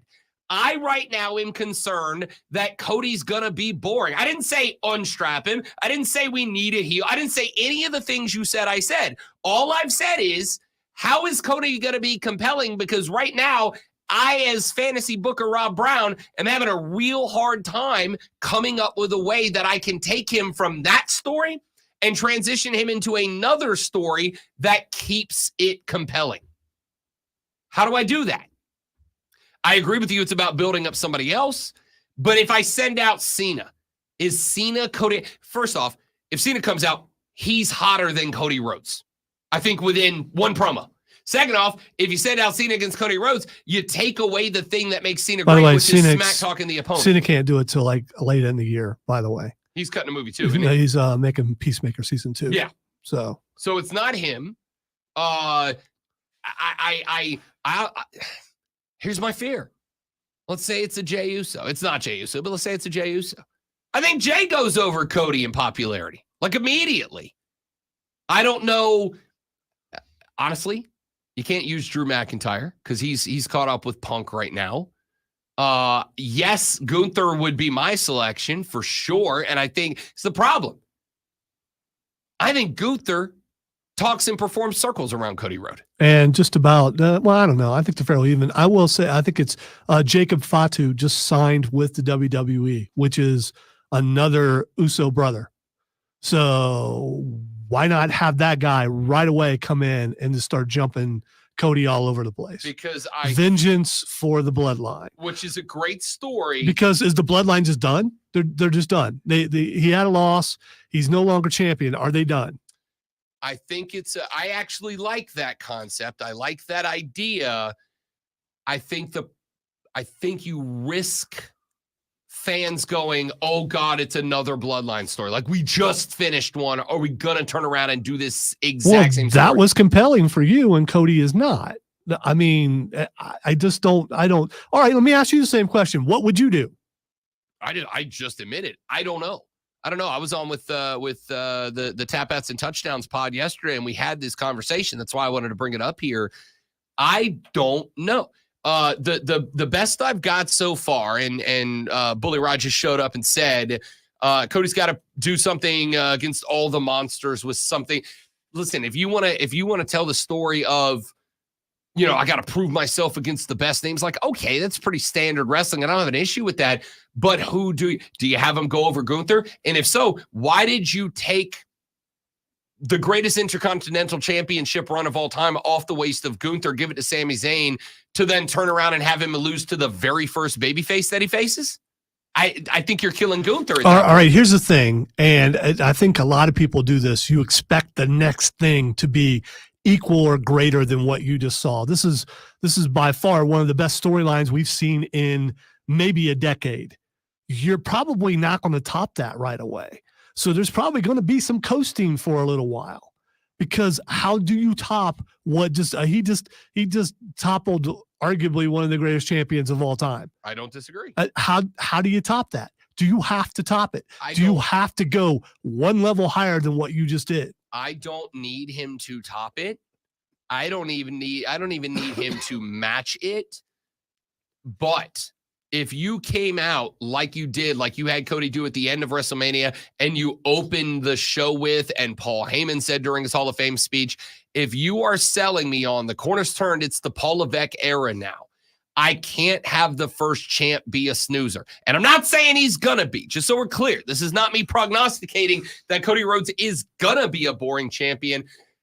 I'm saying with the genius creative mind that I have, sat last night on a pod brainstorming how I could fantasy book my way into Cody Rhodes being a compelling babyface champion. Not matching Roman, not matching the story, just be compelling to keep me engaged with that belt for a while longer.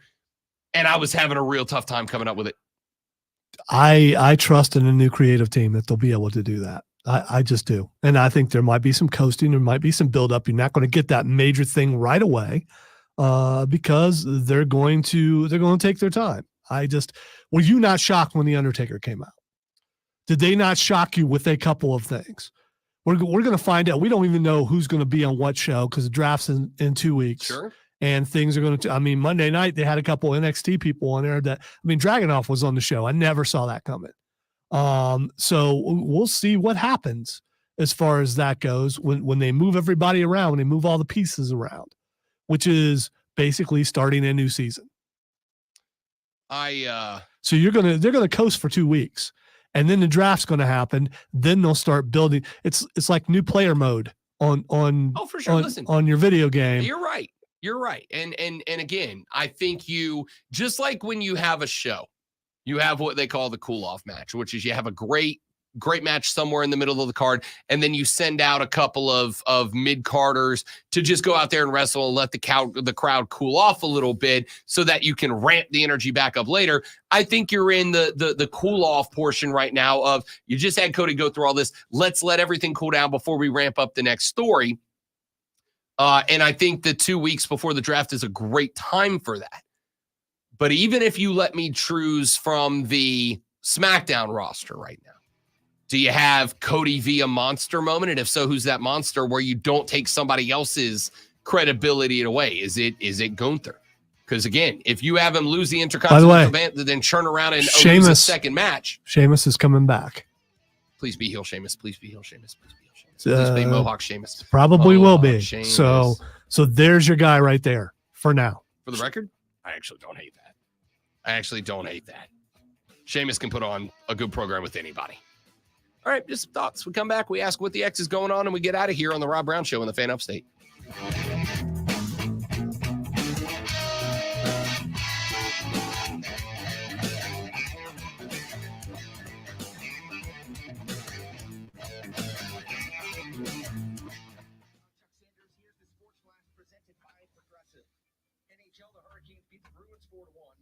Won 3 in a row and remain 3 points behind the Rangers in the race for the top spot in the Met Division. The Braves held on to beat the Mets 6-5 on Tuesday night in Atlanta. Reynaldo Lopez tossed 6 scoreless innings in his first home start for Atlanta. They led it 6-0 before Pete Alonso hit a 3-run homer off Tyler Matzik in the 8th. Braves closer Rysel Iglesias gave up a pair of runs in the 9th, including Omar Narvaez's run-scoring double, but was able to pull off his second save of the season.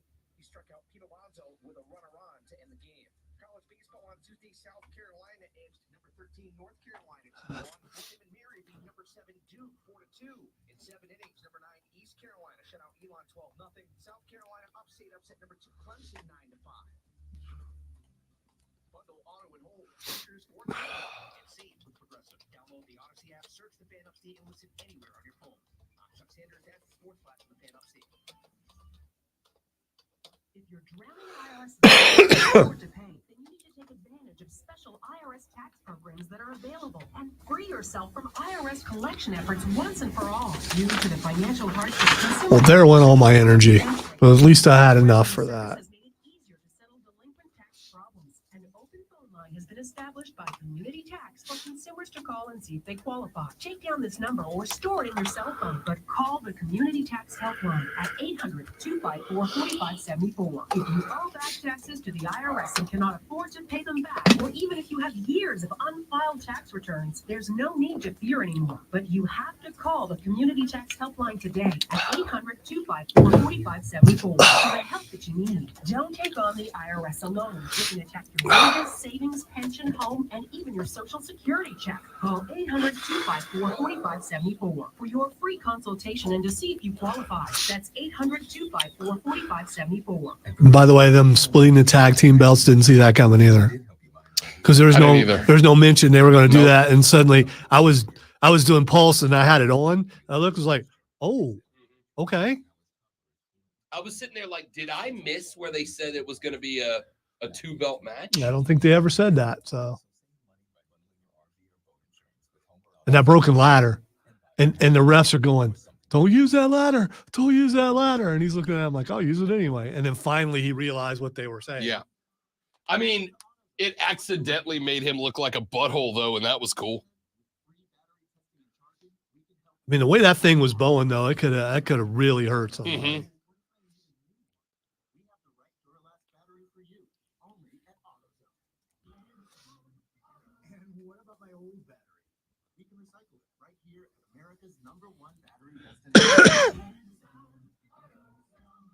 Restrictions apply.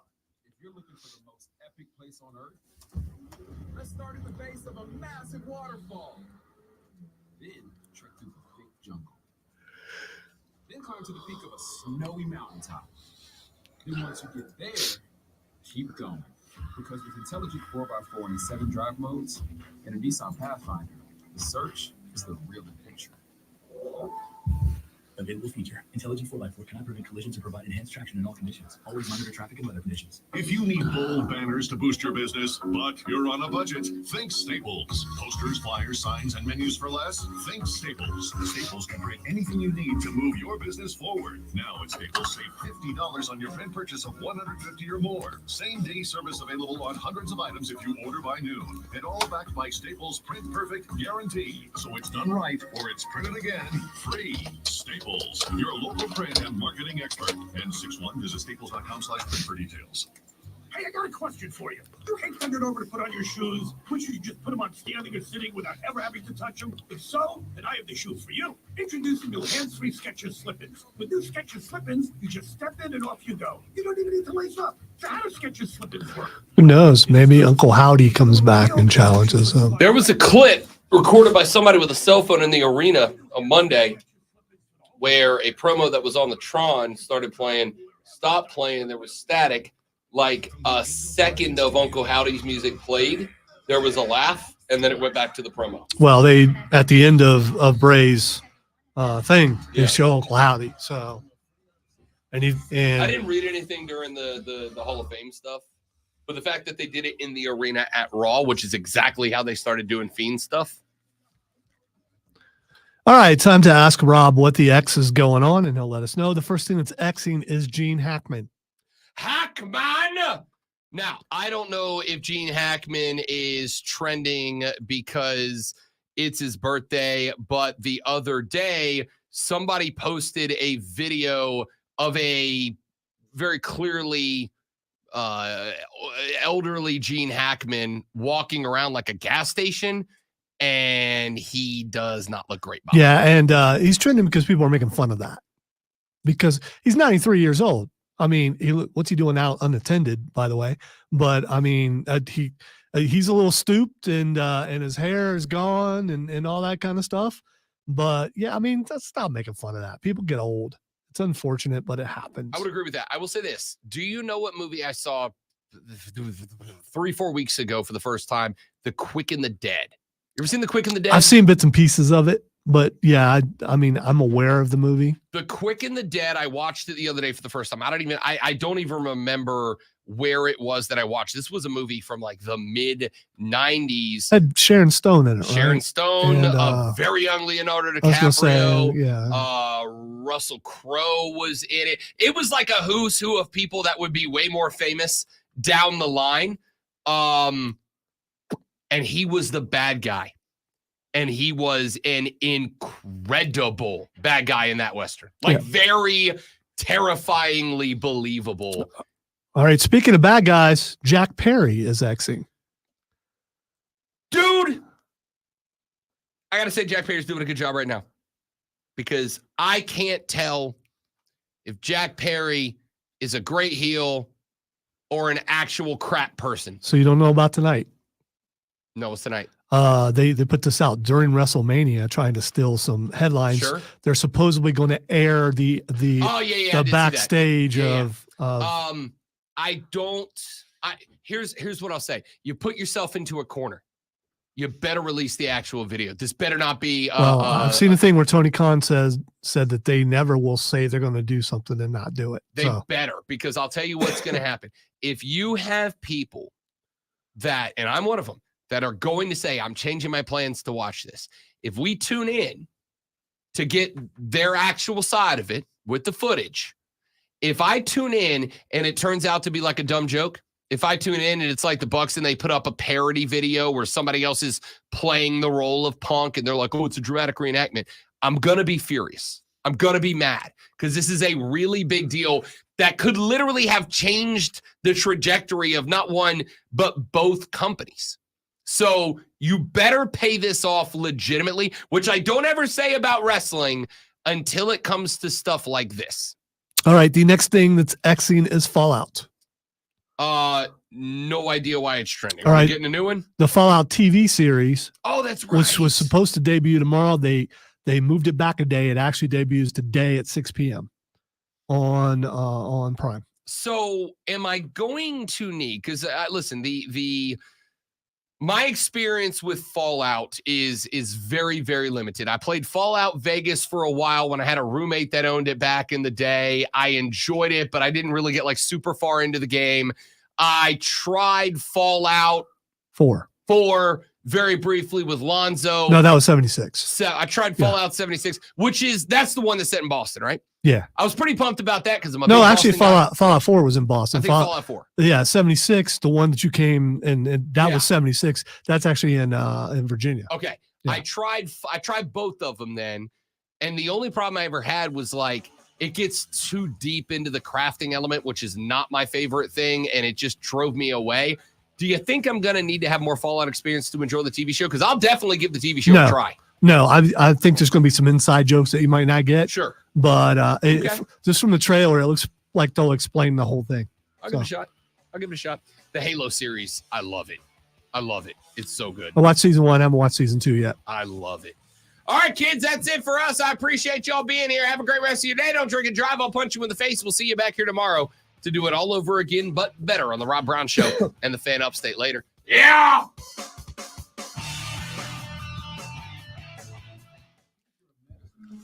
Bang, nailed it. Now Lonzo gets to go home and go to bed. Yay. Wire to Wire with Cole and Diesel at 3 o'clock. You Better You Bet with Rob Brown and Nick Costos at 3 o'clock. Outside of that, thank you all for being here. Thanks for hanging out. I appreciate it. You guys are spectacular. Have yourself a lovely rest of your day. Don't work too hard. Goodbye.